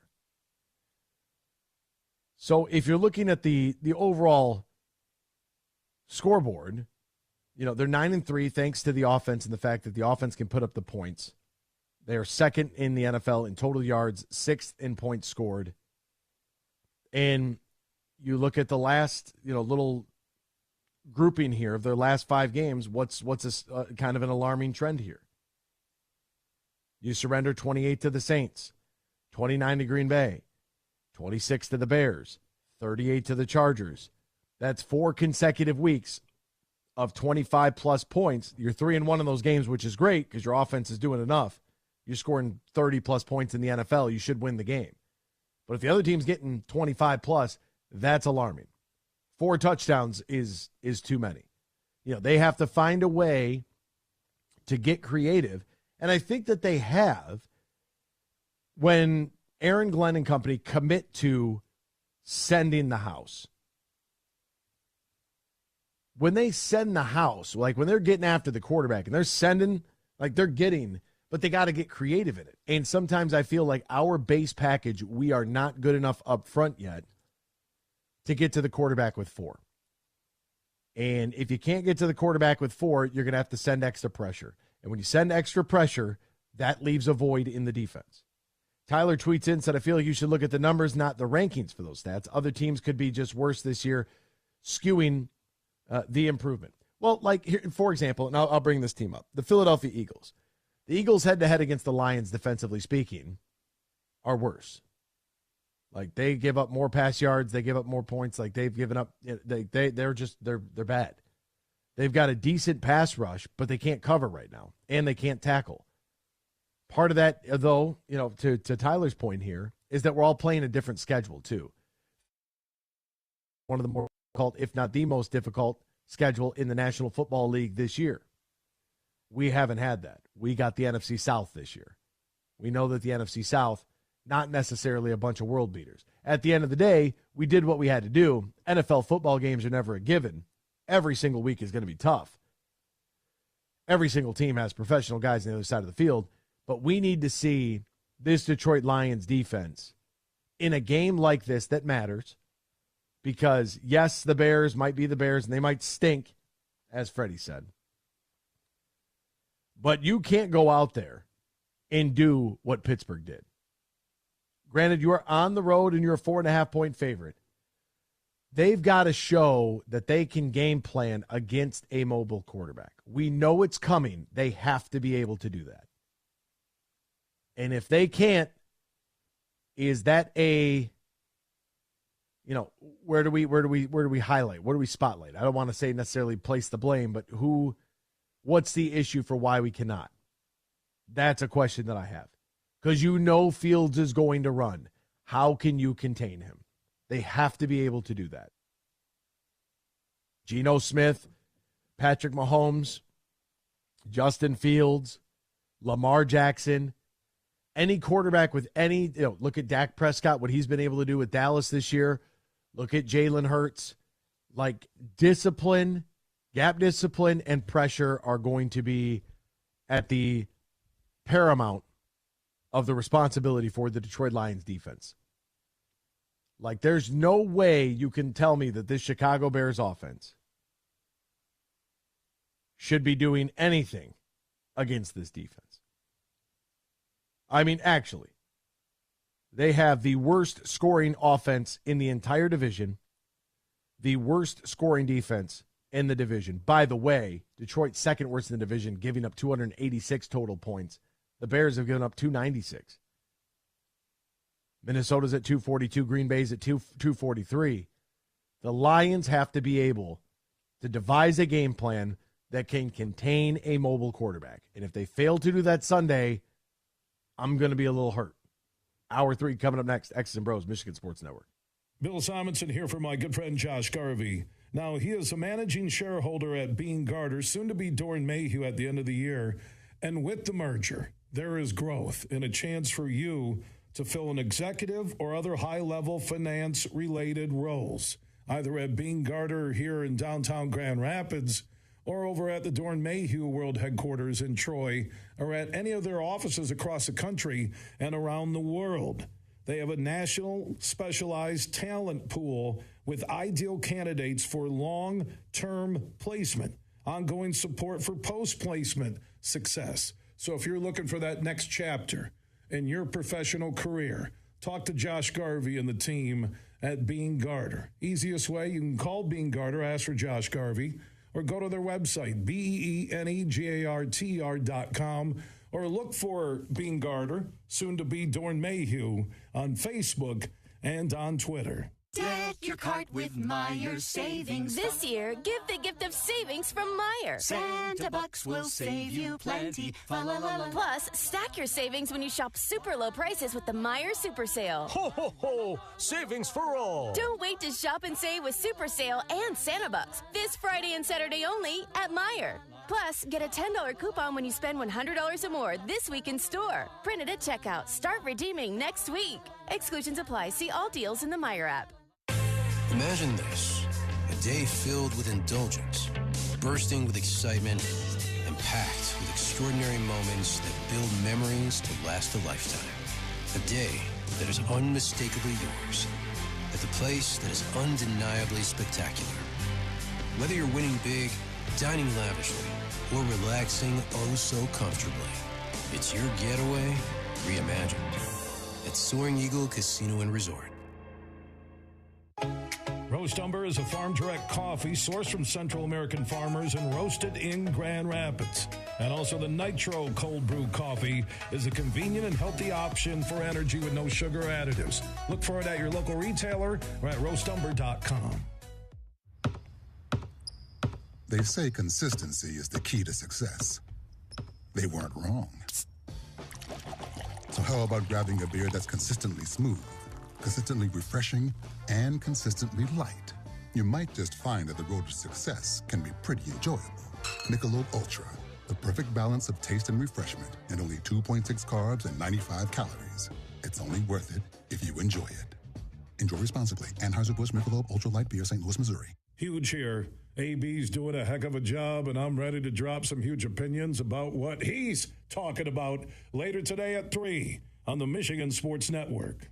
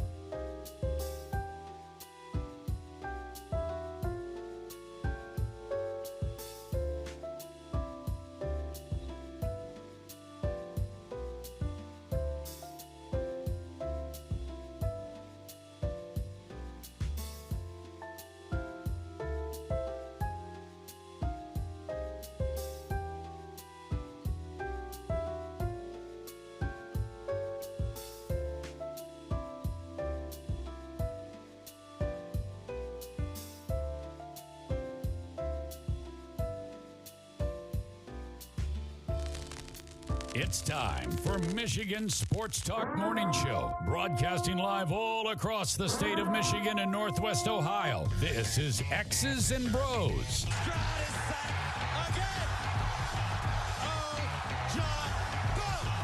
Swings it out to Sadiq Bey. Defended in the corner. To Abdul-Rahman at midcourt. Extra pass. And it goes for the win. The three-pointer by Jordan Poole. Here's the give. Walker. Kenneth Walker. Touchdown. Smarty. Goff's got it. Back. Looks. Throws. Ends up. Yes. Caught. Touchdown. Detroit Lions. They did it. Amon-Ra St. Brown to the receiving end. Sends one to deep left center field. Back it goes, and that ball's out of here. A grand slam from Miguel Cabrera. He's got 2 goals. Larkin in on goal. Scores! His first career hat trick in his 7th season for Dylan Larkin. Here's your host, Anthony Bellino. Rise and shine, folks. Welcome back here. X's and Bros on the Michigan Sports and Network. That's Ben Glaze and Ryan Elke. I'm Anthony Bellino. We say good morning to you. We welcome you. We thank you. We appreciate you. And, of course, we encourage you. Join the program at any time. You can text the keyword Sports Radio. Send that to 21,000. Sports Radio to 21000. Meyer Supercenter guest line 866-838-4843, 866-838-4843. We're on Twitter at XB Mornings, Facebook, X's and Bros. And, of course, good morning to our television audience as well. BCSN and streaming live on our YouTube page at Michigan Sports Network. Add a .com to that to find our website. XBMornings at gmail.com is our fan feedback email inbox. And you can find us all individually on Twitter. Ryan Elke is at RyanL_Key. Ben Glaze is at the Ben Glaze. And I'm Anthony Bellino at AC Bellino. By the way, quick little update for you. As of yesterday, Yannick Ngakoue, Equanimous St. Brown. Wow, what a whole lot of syllables there. Both listed as questionable for Sunday's game. We also got some good news that C.J. Gardner-Johnson should be back in a couple of weeks. Malcolm Rodriguez listed as questionable, and obviously we know the return date for Lee McNeil estimated is January 7th. So that's what we're looking at here from a Lions perspective. And without a Lee McNeil in the middle, as we were just talking about the Detroit Lions, like they're going to have to find a way to get after the quarterback. Let's get after what's going on in the world of sports. We'll do so right now and get you all caught up in the headlines. Big news. I have a little news flash. Let's check the headlines. No, it's real news for once. The biggest stories of the local, regional, and national news. This is huge news. 39 degrees at kickoff. The live line right now for the Detroit Lions opened up at 3 points, has moved to the Lions 4.5-point favorites. Total points at 42.5 right now. Lions minus 170 on the money line if you're interested in such things. The Detroit Red Wings built up a 4-0 lead in the second period and then squandered it, losing 6-5 in overtime. Patrick Kane hit the post in his debut wearing that 88 sweater. Boy, he looks good out there. Man, welcome back. 35 years old, getting fired up, playing just shy of 17 minutes last night. Good for him. I think it's going to be an outstanding addition. Now, you lose to San Jose in overtime. That's not good. You have Ottawa at home tomorrow night, 7 o'clock puck drop. Win that ball game. Win that game. All right, let's settle all this down. Will we see Lion between the pipes, or will we see Billy Husso? Robbie Gould, the 10th all-time in NFL scoring, has retired from the National Football League. One of the free agents signed by the San Francisco 49ers after Kyle Shanahan and GM John Lynch took over in 2017. One of the most consistent kickers in the NFL. Last season, he was 27 of 32 on field goals, 50 of 51 on extra points. And, clutch in the playoffs. Great against the Green Bay Packers. You remember back to January 2022. He has decided to call it quits and be done. So he said Chicago became his home. That's where he met his wife and has raised his 3 children in the city. And, good for him being able to, kicker's a great job. It's also very stressful, and they love you when you're making them. They hate you when you miss, and it's a tough gig, but it's a really good job. Lawyers say that the ex-Jaguar employee has a gambling addiction. The guy who swindled out $22.2 million from the virtual credit card fund, allegedly to gamble on daily fantasy sports on FanDuel and DraftKings. Approximately 99% of the misappropriated funds were related to gambling losses. Yeah. Okay. Look, and that's what his lawyer's trying to, he's alleging that this is gambling. He suffers from gambling addiction. You stole the money. You stole it. Like, I don't care. You stole the money. You're a criminal. You're going to jail, man. $22 million. It's a little bit different if a kid steals a loaf of bread. Les Miserables. It's a little different. You had a great job. And you stole 20. You swindled. You slimy. Now I got a gambling addiction. No, you got excuses. What you got? You got excuses for bad behavior. Well, when I'm president, excuses for bad behavior will not be tolerated. In the words of my mother, choices have consequences. And you broke the law. Jabril Peppers said the Pats needed that win with Belichick taking all that flack. Why is it so hard for me to say this morning? Patriots beat the Steelers last night on Thursday Night Football. Actually kind of a surprising game there. 21-18. Steelers not necessarily a must-win, but you should win that game in a playoff chase against the 2-win football team. And they choked big time. The Indiana Pacers, congratulations to them. They advanced past the Milwaukee Bucks, 128-119 in the in-season tournament last night in Las Vegas. 5 o'clock tip-off. Crowd looked a little light. Lighting was cool. They did like the stage lighting that hung under the scoreboard. So the entire crowd was like pitch black and the stage was like illuminated. The court looks absolutely atrocious. Just god-awful. Like, can we just get a parquet floor out there and call it a day? What are we doing here? Tyrese Halliburton continues to be that guy. He is that dude. He's a borderline superstar. And last night was no different. He had all the clutch shots. He hit Damian Lillard with the Dame time celebration. Tyrese Halliburton was 11 of 19 from the field, 27 points, 7 rebounds, 15 assists, and, by the way, 0 turnovers. 0. Ain't no stopping Obi Toppin, 14-6. Miles Turner had 26-10. Buddy Hield was 0 for 6 from 3. Tell me the last time he's done that. Still finished with 8 and 11. Like, come on. What a great deal that was for the Indiana Pacers and for the Sacramento Kings. Worked out well for everybody. Speaking of the in-season tournament, the Lakers beat the Pelicans 133-89. That wasn't even competitive last night. LeBron James had a hell of a ball game last night. 9 of 12 from the field, 30 points, 5 rebounds, 5 assists. Like, that, jeez. Shout out to Austin Reeves off the bench, too, with 17 points and 7 assists and 5 rebounds. Good for him. It'll be Pacers and Lakers Saturday night. The Kings blanked the Habs for their 11th straight road win, a record for the most road wins to open up a season. Congratulations, they won last night 4-0. The LA Kings have a little history there, and good for them. Avalanche defenseman Cale Makar is going to rejoin their lineup against the Winnipeg Jets last night. Good for him. The 25-year-old missed the last 2 games with a lower body injury, which literally could be anything. And Marvin Harrison Jr. undecided, considering returning to Ohio State or headed to the National Football League. Interesting. You guys know coming into this year, I wanted to beat the team up north, win a Big Ten championship, and obviously I didn't do that this year. So I think that's a great motive to come back, if that's what I decide to do, because that's something I definitely wanted to do in my Ohio State career. Not being able to have done that yet definitely opens the door for me to come back. Sure. I suppose. Somebody said he could get first-round money. His first-round money is going to be $20 million. I don't see that. I did, however, host the Quick Lane Bowl press conference. One of the media members, I start off the questioning there for the event. We do it virtually, and it was great turnout by the media, by the way.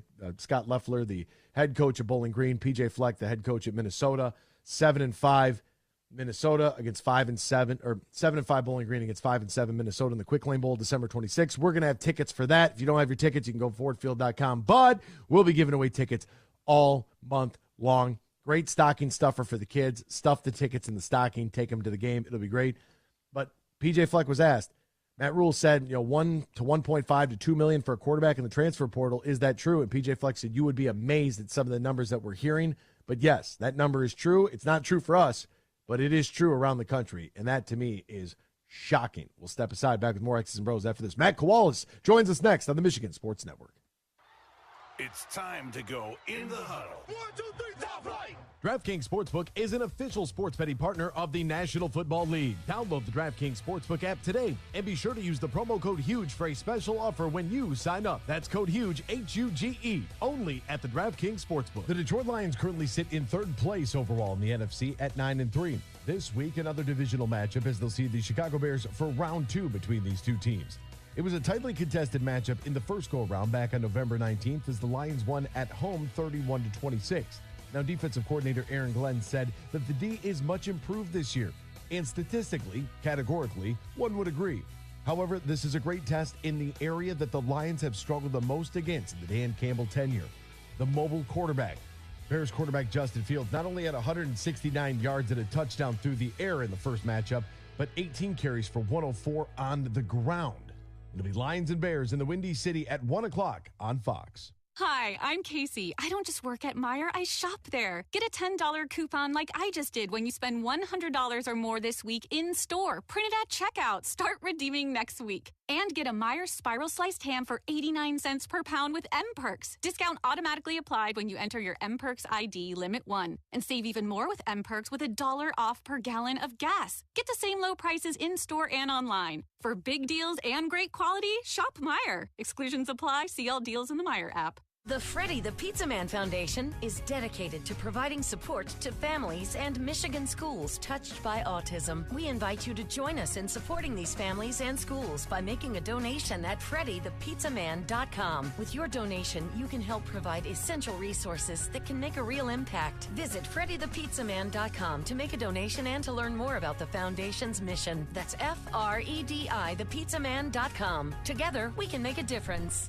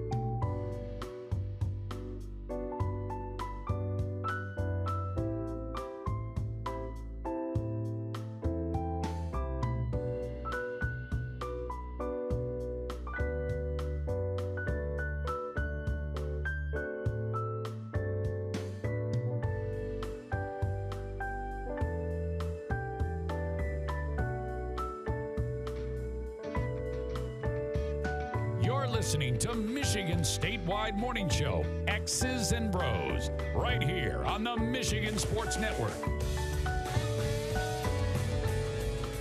In the game of basketball, the action can change in an instant, but no matter how the action unfolds, you know DraftKings Sportsbook has your back this week. New customers can score 150 instantly in bonus bets for betting just $5 on basketball. Win or lose, you get an instant dub. Best of all, it's safe, secure, and reliable with 24/7 support. You can deposit, withdraw your cash whenever, wherever you want. Download the DraftKings Sportsbook app right now. Use the promo code HUGE. New customers get 150 instantly in bonus bets for betting just $5 on basketball. Only on DraftKings Sportsbook, only using the promo code HUGE. The crown is yours. Now, if you or somebody you know has a gambling problem, wants help, needs help, call the Michigan Department of Health and Human Services Gambling Disorder Helpline, 800-270-7117. 21 plus, physically present in Michigan. Eligibility and deposit restrictions to apply. Bonus bets expire 168 hours after issuance. Terms at sportsbook.draftkings.com/basketball terms. Time now to turn over into the world of NFL betting. You want to make cash? This guy, all he does is hit whales. His name, Matt Kowalas. Find him on Twitter at MoneylineMatt8. Matt, my man, good morning to you. How are you? How's life? How are things, partner?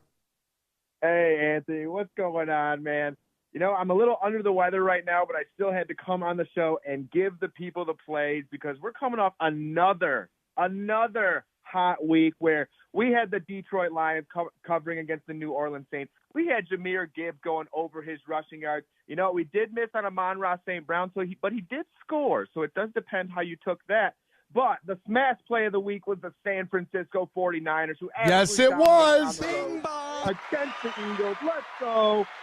And then we topped it off with Najee Harris over 13.5 rushing attempts. So we're doing great. We're coming off the biggest NBA play of the year yesterday, actually, as well, with the Lakers winning over the Pelicans. The NBA, I could go on for hours about how the NBA wants the Lakers to win, but here we are here to talk some NFL, so let's get into it, my friend. We will at some point talk about how the NBA wants the Lakers to win. I am fascinated by that. It's all about LeBron. All right, so you have the Lions and the Bears on Sunday. It's going to be outdoors. Does this affect your feelings on what Jared Goff and the wide receivers and or pass catchers may do in this ballgame?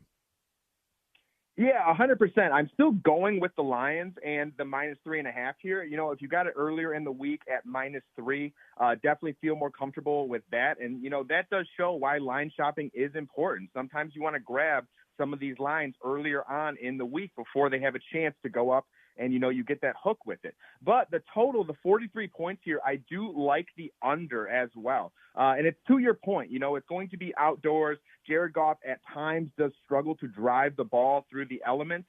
So in this spot, I think it's a great game for David Montgomery. You know, real quick, though, I do want to talk about the handle. We always do that. 86% of the money is on the Lions as usual. I think we've become accustomed to this, with 14% on the Chicago Bears. And, you know, both teams coming off road victories. The Detroit Lions went on the road and won in New Orleans. Chicago Bears going to Minnesota and beating the Vikings. And potentially it was one of the ugliest games I've watched all season. You know, they won 12-10. The Bears, you know, fumbled twice, were trying to give the game away, and the Vikings just wouldn't take it. You know, if you give those opportunities to this Detroit Lions team, I promise you we are going to take it. And, you know, I think the revenge narrative here for David Montgomery is a very nice one as well. You know, David Montgomery's line is 60.5 rushing yards. Love that over. And the gift that keeps on giving is that David Montgomery touchdown at -110. I'm surprised we're still getting near an even money line with David Montgomery here, especially in the revenge narrative spot.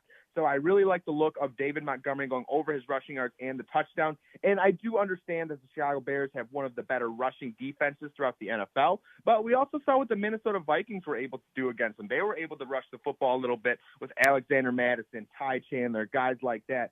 And, you know, the Vikings aren't the best at rushing the football as well. You know, the Lions, on the other hand, one of the best offensive lines throughout the entire NFL. I think we're going to be able to dominate that line of scrimmage. And to your point earlier, Anthony, with Jared Goff and driving the football down the field, we need to give him some time. We need to give him some protection. And what does the play action do? It, in turn, generally gives the quarterback a little more time, look down the field, check the ball down, stuff like that, putting Jared Goff in better situations. And I want people to really focus on this game because I do think this game is very important for the sense that when you are playing playoff football in the NFC, a lot of the time you have to go on the road somewhere playing outdoor in tough elements. So this is a great experimental game for the Detroit Lions to see how we do in outdoor elements in Chicago. The weather isn't expected to be crazy bad, but it's going to be cold. It's going to be windy. At this point in time, I didn't see any rain or snow on the radar. But again, if that comes, that's the NFC. That's what you have to go through sometimes. So I think it's a great game for the Detroit Lions. I'm with the Lions and the -3.5 simply because I think we're able to punch it in the end zone more than that of the Chicago Bears. I think the Chicago Bears will have to settle for field goals. But again, because of that, I'm also with the under 43 and the David Montgomery over 60.5 plus a touchdown. You know, how do you think that this is an area where the Lions have really struggled, right? Any quarterback with any sense of mobility gives the Lions problems. It's one of my big questions going into this game is how are they going to game plan against Justin Fields, who ran for over 100 yards on the ground in their first matchup a couple weeks ago at Ford Field on November 19th. Do you like any sort of Justin Fields play in this game? Yeah, in all honesty, for the Chicago Bears to succeed or to pick up yards, a lot of the time it does have to be done with Justin Fields on the ground, whether he steps up in the pocket and takes off, whether he gets the edge, something along those lines. But if I was the Detroit Lions, I would essentially dare Justin Fields to throw the football in these elements. I would, in all honesty, I would have one spy on him every time, maybe even two. And then, again, your quarterback containing some of the edge rushers as well. You really have to dare him to throw the football in a spot like this because if we know Justin Fields, we know he is a guy who is prone to turn that football over. So if I was the Detroit Lions, I would try and dare him to get it done through the air in tougher elements. Obviously, you have to watch DJ Moore. He's been a guy who he was spectacular last week against the Minnesota Vikings, but that's also an indoor stadium on turf, closed in, completely different elements. So that's what I would do if I was the Lions. To your point, I think a lot of people are going to be looking at the Justin Fields over rushing yards, and honestly, I wouldn't mind it. But again, if I was the Lions, I think you need to hone in on that and force him to throw that football. It'll be very, very interesting. What's a play that you like around the rest of the league? Who do we like this weekend, Matt? Let's make some money. All right, guys. And honestly, the top plays all year long on the show have been hot. And this week you might be a little surprised because we are going with the Las Vegas Raiders. And they are +3 at home against the Minnesota Vikings. And these are some of my favorite spots because a lot of people are expecting the Vikings to go on the road. They played terrible against the Chicago Bears. And they're just expecting them to go out and rebound. Everyone loves it. Justin Jefferson's coming back, one of the top wideouts throughout the NFL. Everything seems like it's the Vikings. And I'm here to tell you it is not. Because sometimes when you have a top wideout or a top player like Justin Jefferson and you put him back into that lineup, there's a lot of shuffling that goes on. Joshua Dobbs has gotten accustomed to the wideouts that he has with, TJ Hockenson becoming his number one target, Addison, guys like that. Now there's a lot of shuffling going on, and with Justin Jefferson, he had that hamstring injury. It's not like him and Dobbs have gotten that many reps together to try and generate that chemistry, that connection, everything along those lines. So for one reason there, I like that. It's the same thing with the NBA. When an all-star is put back into the lineup, I fade them because there's a lot of things that are getting shuffled around, and you need to adjust game by game. There's not a lot of practice that goes together. And then in addition to that, when you look at both of these teams on paper with the Minnesota Vikings and the Las Vegas Raiders, the Raiders are very competitive in terms of the Vikings. I think their lineups are very similar in terms of talent level. You look at this Raiders offense, Josh Jacobs, Jacoby Myers, Devontae Adams, and now Aiden O'Connell, he's starting to come along a little bit. He's starting to gain some confidence, look a little more impressive out there.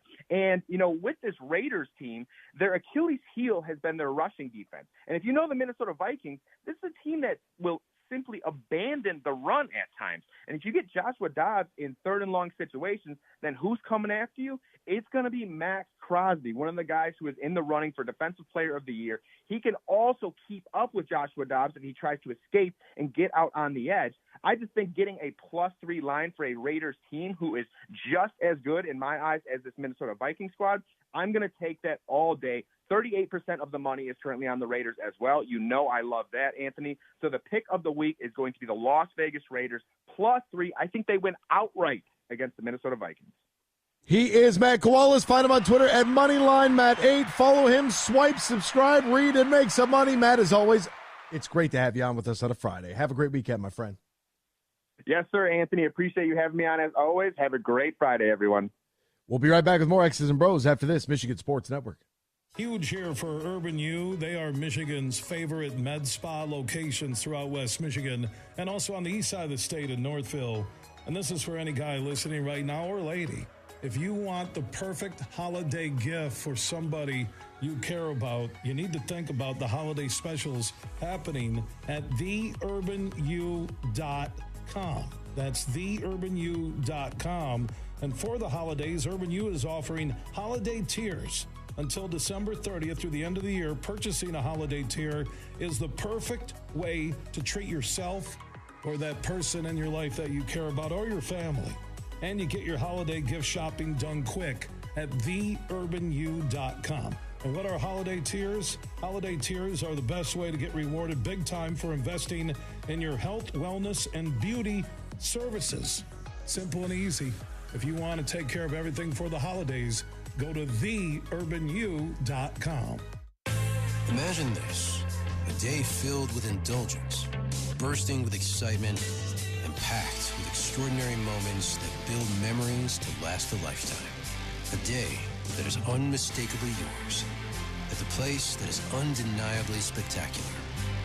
Whether you're winning big, dining lavishly, or relaxing oh so comfortably, it's your getaway reimagined at Soaring Eagle Casino and Resort. Huge here. AB's doing a heck of a job, and I'm ready to drop some huge opinions about what he's talking about later today at 3 on the Michigan Sports Network.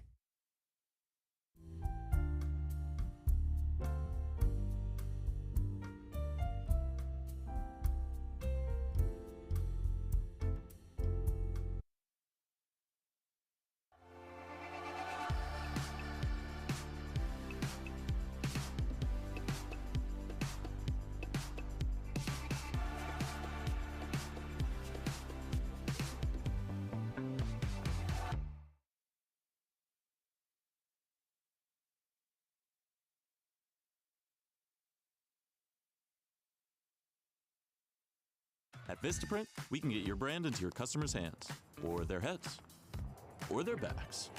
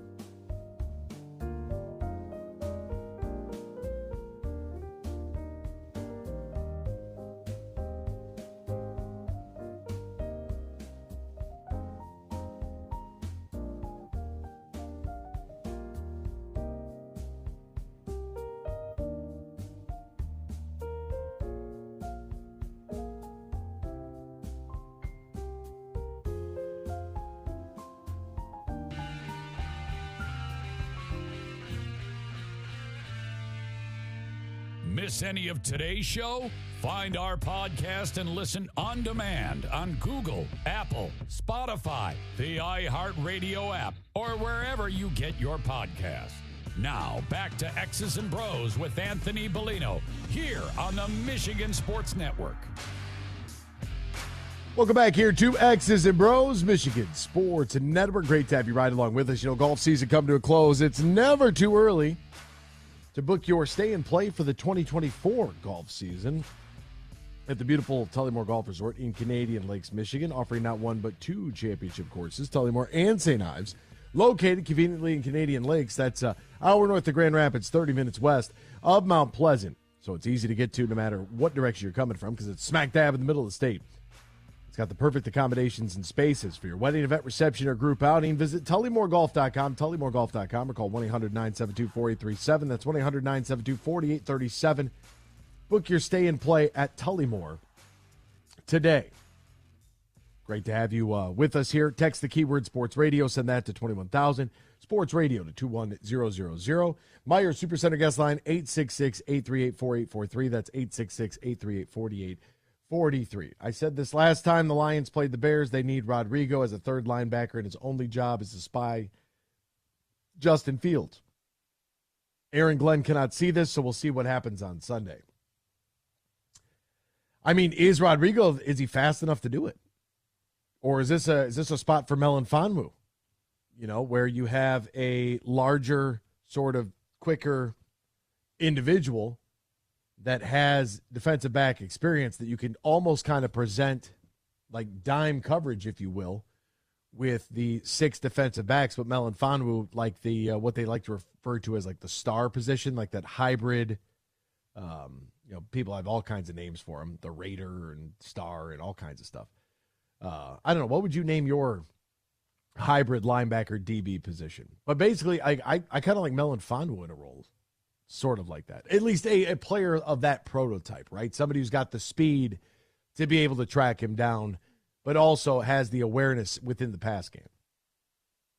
Because I think that if you're using a linebacker on a guy like Justin Fields, I think the opportunity to get burnt there really presents itself. And that scares me all on its own. So if you have a defensive back who is available, who's not seeing a ton of reps and a ton of snaps, you know, regularly on the defense, you know, being used more in special teams, then that might be a good fit for the evolution of the quarterback position. And maybe this is something that you might be able to find moving forward is something that works the next time you run into a Russell Wilson, a Dak Prescott, a Jalen Hurts, a Lamar Jackson, a Patrick Mahomes, where you have somebody with that. The other part about this is, if you're going to play QB spy coverage, right, anybody who is just focused in on the quarterback, it's got to be, one, somebody who could step up in the run game. Two, somebody that knows how to play in the secondary zone coverage distinctly. And three, you have to be able to get to the quarterback with four. I don't know how, I'm going to say this till I'm blue in the face. But if they have a guy like Melly who can get in there and play this sort of role to where it's like, hey, I can get up, stop in the run game if necessary. This could be a game plan. You know, this is something that, I'm going through the roster trying to figure out who's going to be that guy. You know, and when you have Branch and Kirby Joseph, Cam Sutton, Jerry Jacobs, you know, Tracy Walker, Will Harris, like you've got some depth there where you can use Ifatu Melifonwu in a role sort of like this. In a role that is, you know, it's just because I think he offers a little bit more speed. He's got great size. Like Melly is big. He's 6'3", 210. And, you know, maybe this is a role for him. Now, I'm throwing this out there, mud at the wall, like let's see if it sticks. Right? But maybe you pair him depending on what Chicago is going to feature offensively.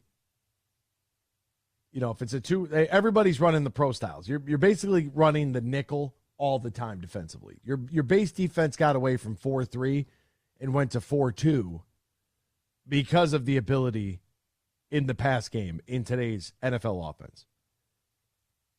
So if you are looking at more of like a dime sort of coverage here where you have, your 6 DBs, your 1 linebacker, and your 4 defensive linemen. If you can get to the quarterback with 4, and you have a guy like Anzalone or Campbell that can bring a little pressure, and you have somebody with the defensive back knowledge and instinct to be able to basically play a glorified zone coverage in the middle while you're man up on the outsides, he's there. He's reading the quarterback. Like, I kind of like that. And he's tall, right? Melly is tall. Like, I don't want to put somebody in that sort of position that can't see the quarterback because the offensive linemen are so big.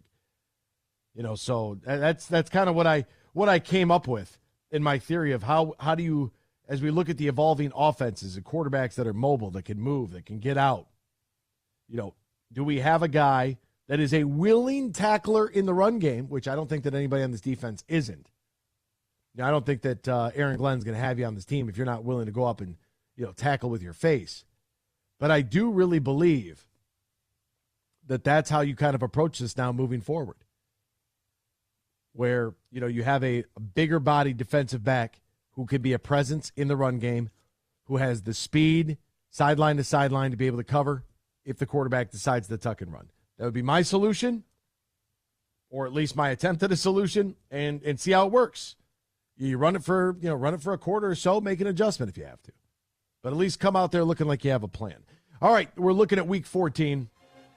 This is a big-time week here in the National Football League. Teams jostling for playoff position. A lot of conference matchups, a lot of divisional matchups. Lions-Bears, 1 o'clock on Fox, 39 degrees, Soldier Field. Inside the Mercedes-Benz Superdome, or stadium, whatever you want to call it, Falcons host the Buccaneers, a massive matchup.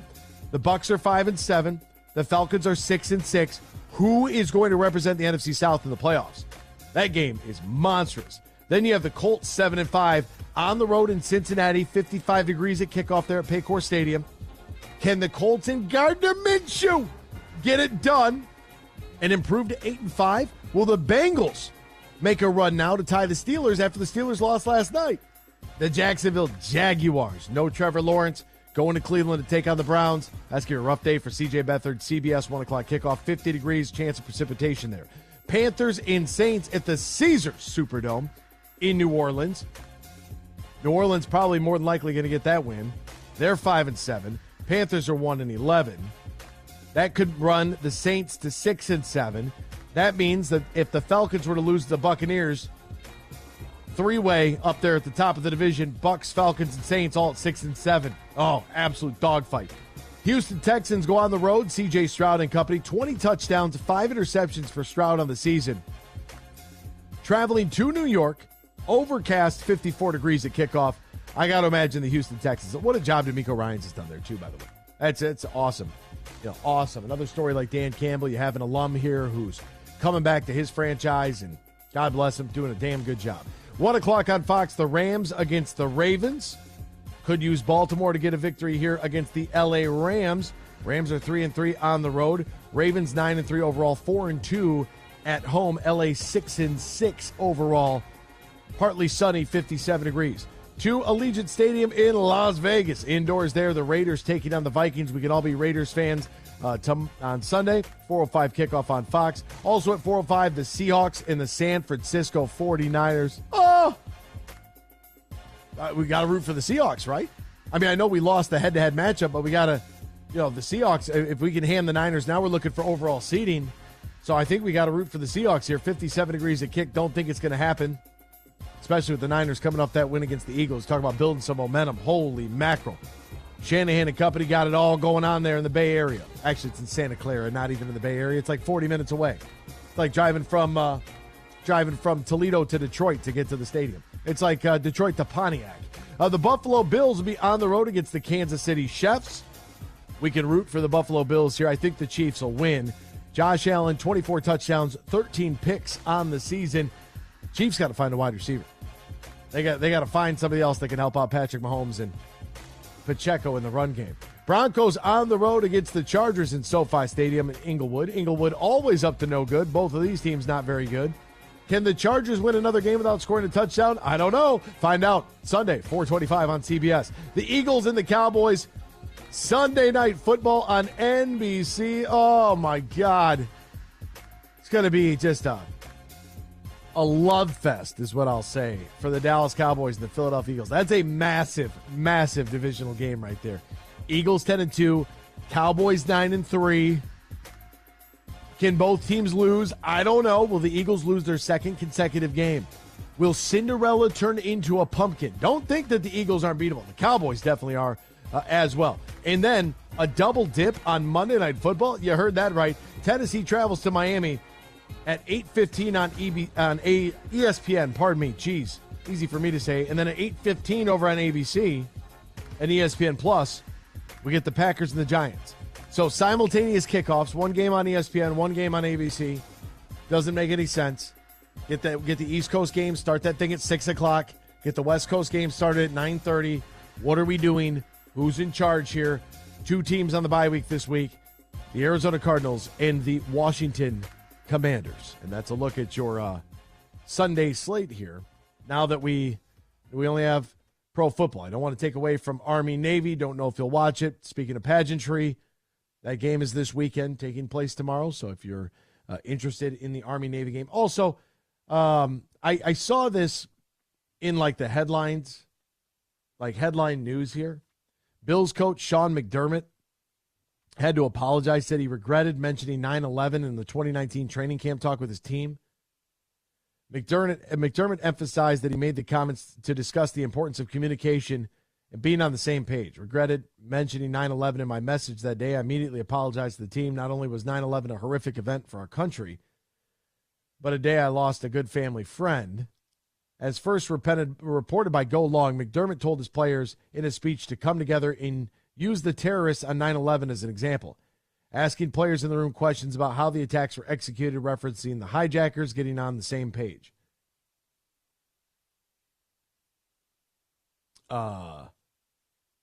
Where did this story come out from? Multiple players who were at the team at the time confirmed the story to ESPN, while others who were there told ESPN they don't recall it. I don't understand what it's from 2019. What are we doing here? This sounds like a leak. This sounds like one thing. Like, what are we? We're looking for something that stinks outside of our quarterback play. We're going to make a move from Sean McDermott. That's what this looks like to me. Because I'm not getting bent out of shape over that. I'm sorry. Like, it doesn't make me anti-American. It doesn't make me anything. It just, it makes me like,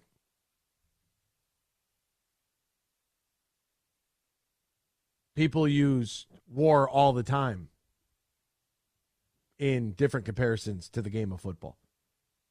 You know, SEALs go train colleges all over the place. College teams sign up for SEAL training, and it's a moderate version of SEAL training. But they bring in, you know, military specialists because that's what they do all day, every day. They train. What are they training for? It's not to deliver gift baskets. I don't know the stark reality of things. That a lot of people, I guess, like live in some sort of like outer space. And a lot of this has to come with sort of our glorification of service, because we had, I think, as a society, a debt to pay to Vietnam. And how veterans came back and how they were regarded at times by people here that were leading protests and on that side of the fence and that movement, right or wrong, it doesn't matter to me. But it's, you know, you can blame policymakers all you want. I have no problem with that. But don't blame the people that are following their orders. They're just doing their job. That's what their job is. And, you know, if you're going to call on the United States military to go do something, they're not the Peace Corps. They're not, you know, the Red Cross. You know, they're not some society of, you know, they're trained to fight. That's what they're trained to do. That's what they train for. They train to fight. And so we use these comparisons all the time. We have our Salute to Service Week in the NFL. There's a, you know, military, you know, guys to gear. That rubs people the wrong way. You know, like the American military complex is something that, you know, look, when I'm president, any company that has a military contract can no longer publicly be traded. So Boeing, what do you want to do? Lathrop. What do you want to do? There's a lot of companies out there that, it is what it is. So I'm not going to get bent on it. I don't understand why he's in hot water. That sounds like something internally, because the reason is it happened in 2019. So that's 4 years ago. If the Bills were, 10-2, you would never have heard of this story. This is a leak be smarter than that. This is a leak from the inside because they're ready to make their move because it's not working. The window is closing. This is them admitting that. I've been telling you that now for months. The Bills' window is closed. What are they going to do? They're going to get rid of Sean McDermott. They're going to find a young, bright, successful offensive mind to go lead their team. And who they're going to call? It ain't going to be Ghostbusters. It's going to be Ben Johnson. That's who they're going to call. There you go. What's Ben Johnson going to do? He's going to hit him with a Kobe Bryant. Job's not done. I want to finish this thing out. I want to keep this great mojo that we have going on here in Detroit and stay here forever with Dan Campbell. And that's the end of the story. So there you go. I just solved all of your problems. Also, Ryan sent me a message. Michigan State has a brand new president. So congratulations to Michigan State. They're bringing in a guy by the name of Kevin Guskowitz is what maybe that's how you say it. The UNC chancellor for 4 years. It seems like he was very well liked at North Carolina. It seems like, when the word came out that, UNC's board had wrote a letter for him to stay, they seem to really like him. That would be a positive. Did I see something like 6 presidents since the Nassar investigation closed and he got sentenced? Like, that's too many. In his requests, he wants, the ability to be able to run the university the way he wants to run it and get out of the board of trustees. I don't know what's going on there at Michigan State. I don't have enough knowledge about this board of trustees. I know that the board of trustees get in the way a lot. I know that, your regents, they get in the way a lot. Are they serving self-interest, or do they have the best interest of the university and the student body on the forefront? And then how does that coincide with your athletic department? We'll wait and see, but congrats. It looks like MSU might have gotten a good president that can lead the university in the right direction. And Lord knows they need it, because the football team is a mess. The basketball team has hit DEFCON 1. It's things are looking. They've had some things happen on campus that, are to no fault of anybody who's working there or anything of that nature. It's not a shot at MSU. They've just had some incidents on campus that it's been a very, very difficult decade plus for the fans, the supporters, the boosters. And then right when you think you got some mojo going, you have the Mel Tucker thing. So, maybe it's a good move here for Michigan State moving forward. All eyes on the Bears and the Lions. It's a 1 o'clock kickoff on Fox. Let's see if they run that quarterback spy and walk away from Soldier Field with a victory. For Ben Glazer, Ryan Elke, I'm Anthony Bellino saying so long. Have a great weekend. We'll be right back in action Monday morning, same time, same place, right here on X's and Bros on the Michigan Sports Network. Huge here for the Michigan High School Athletic Association.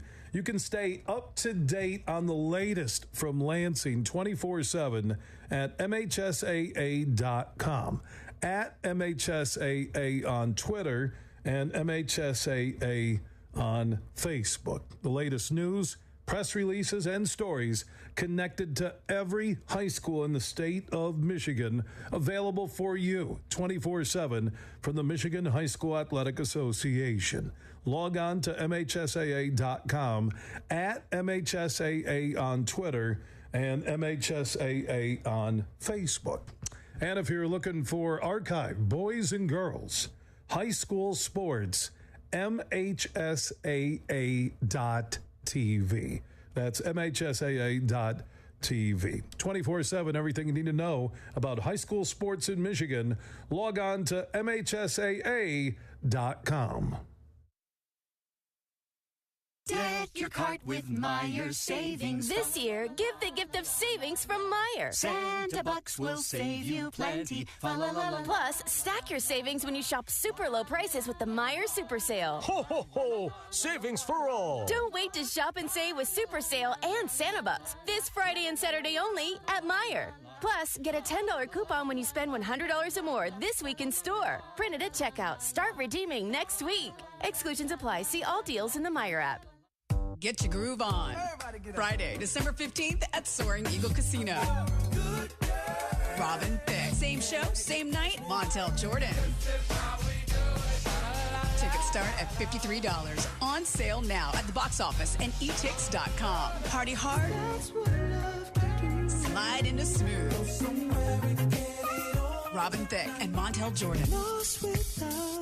Friday, December 15th at Soaring Eagle Casino and Resort. Roast Umber is a farm-direct coffee sourced from Central American farmers and roasted in Grand Rapids. And also the Nitro Cold Brew Coffee is a convenient and healthy option for energy with no sugar additives. Look for it at your local retailer or at roastumber.com. In sports, if you think joy only happens after you win, think again. Look at the world's most successful athletes like Serena Williams, Brooks Koepka, and Alex Morgan. They don't spend all their days grinding away. They take time to enjoy themselves, like getting together with friends over a Michelob Ultra, because they know that happiness is the key to winning, and that joy is the whole game, not just the end game. Michelob Ultra. 95 calories, 2.6 grams of carbs. It's only worth it if you enjoy it. Enjoy responsibly. AB Michelob Ultra Light Beer, St. Louis, Missouri. Huge here.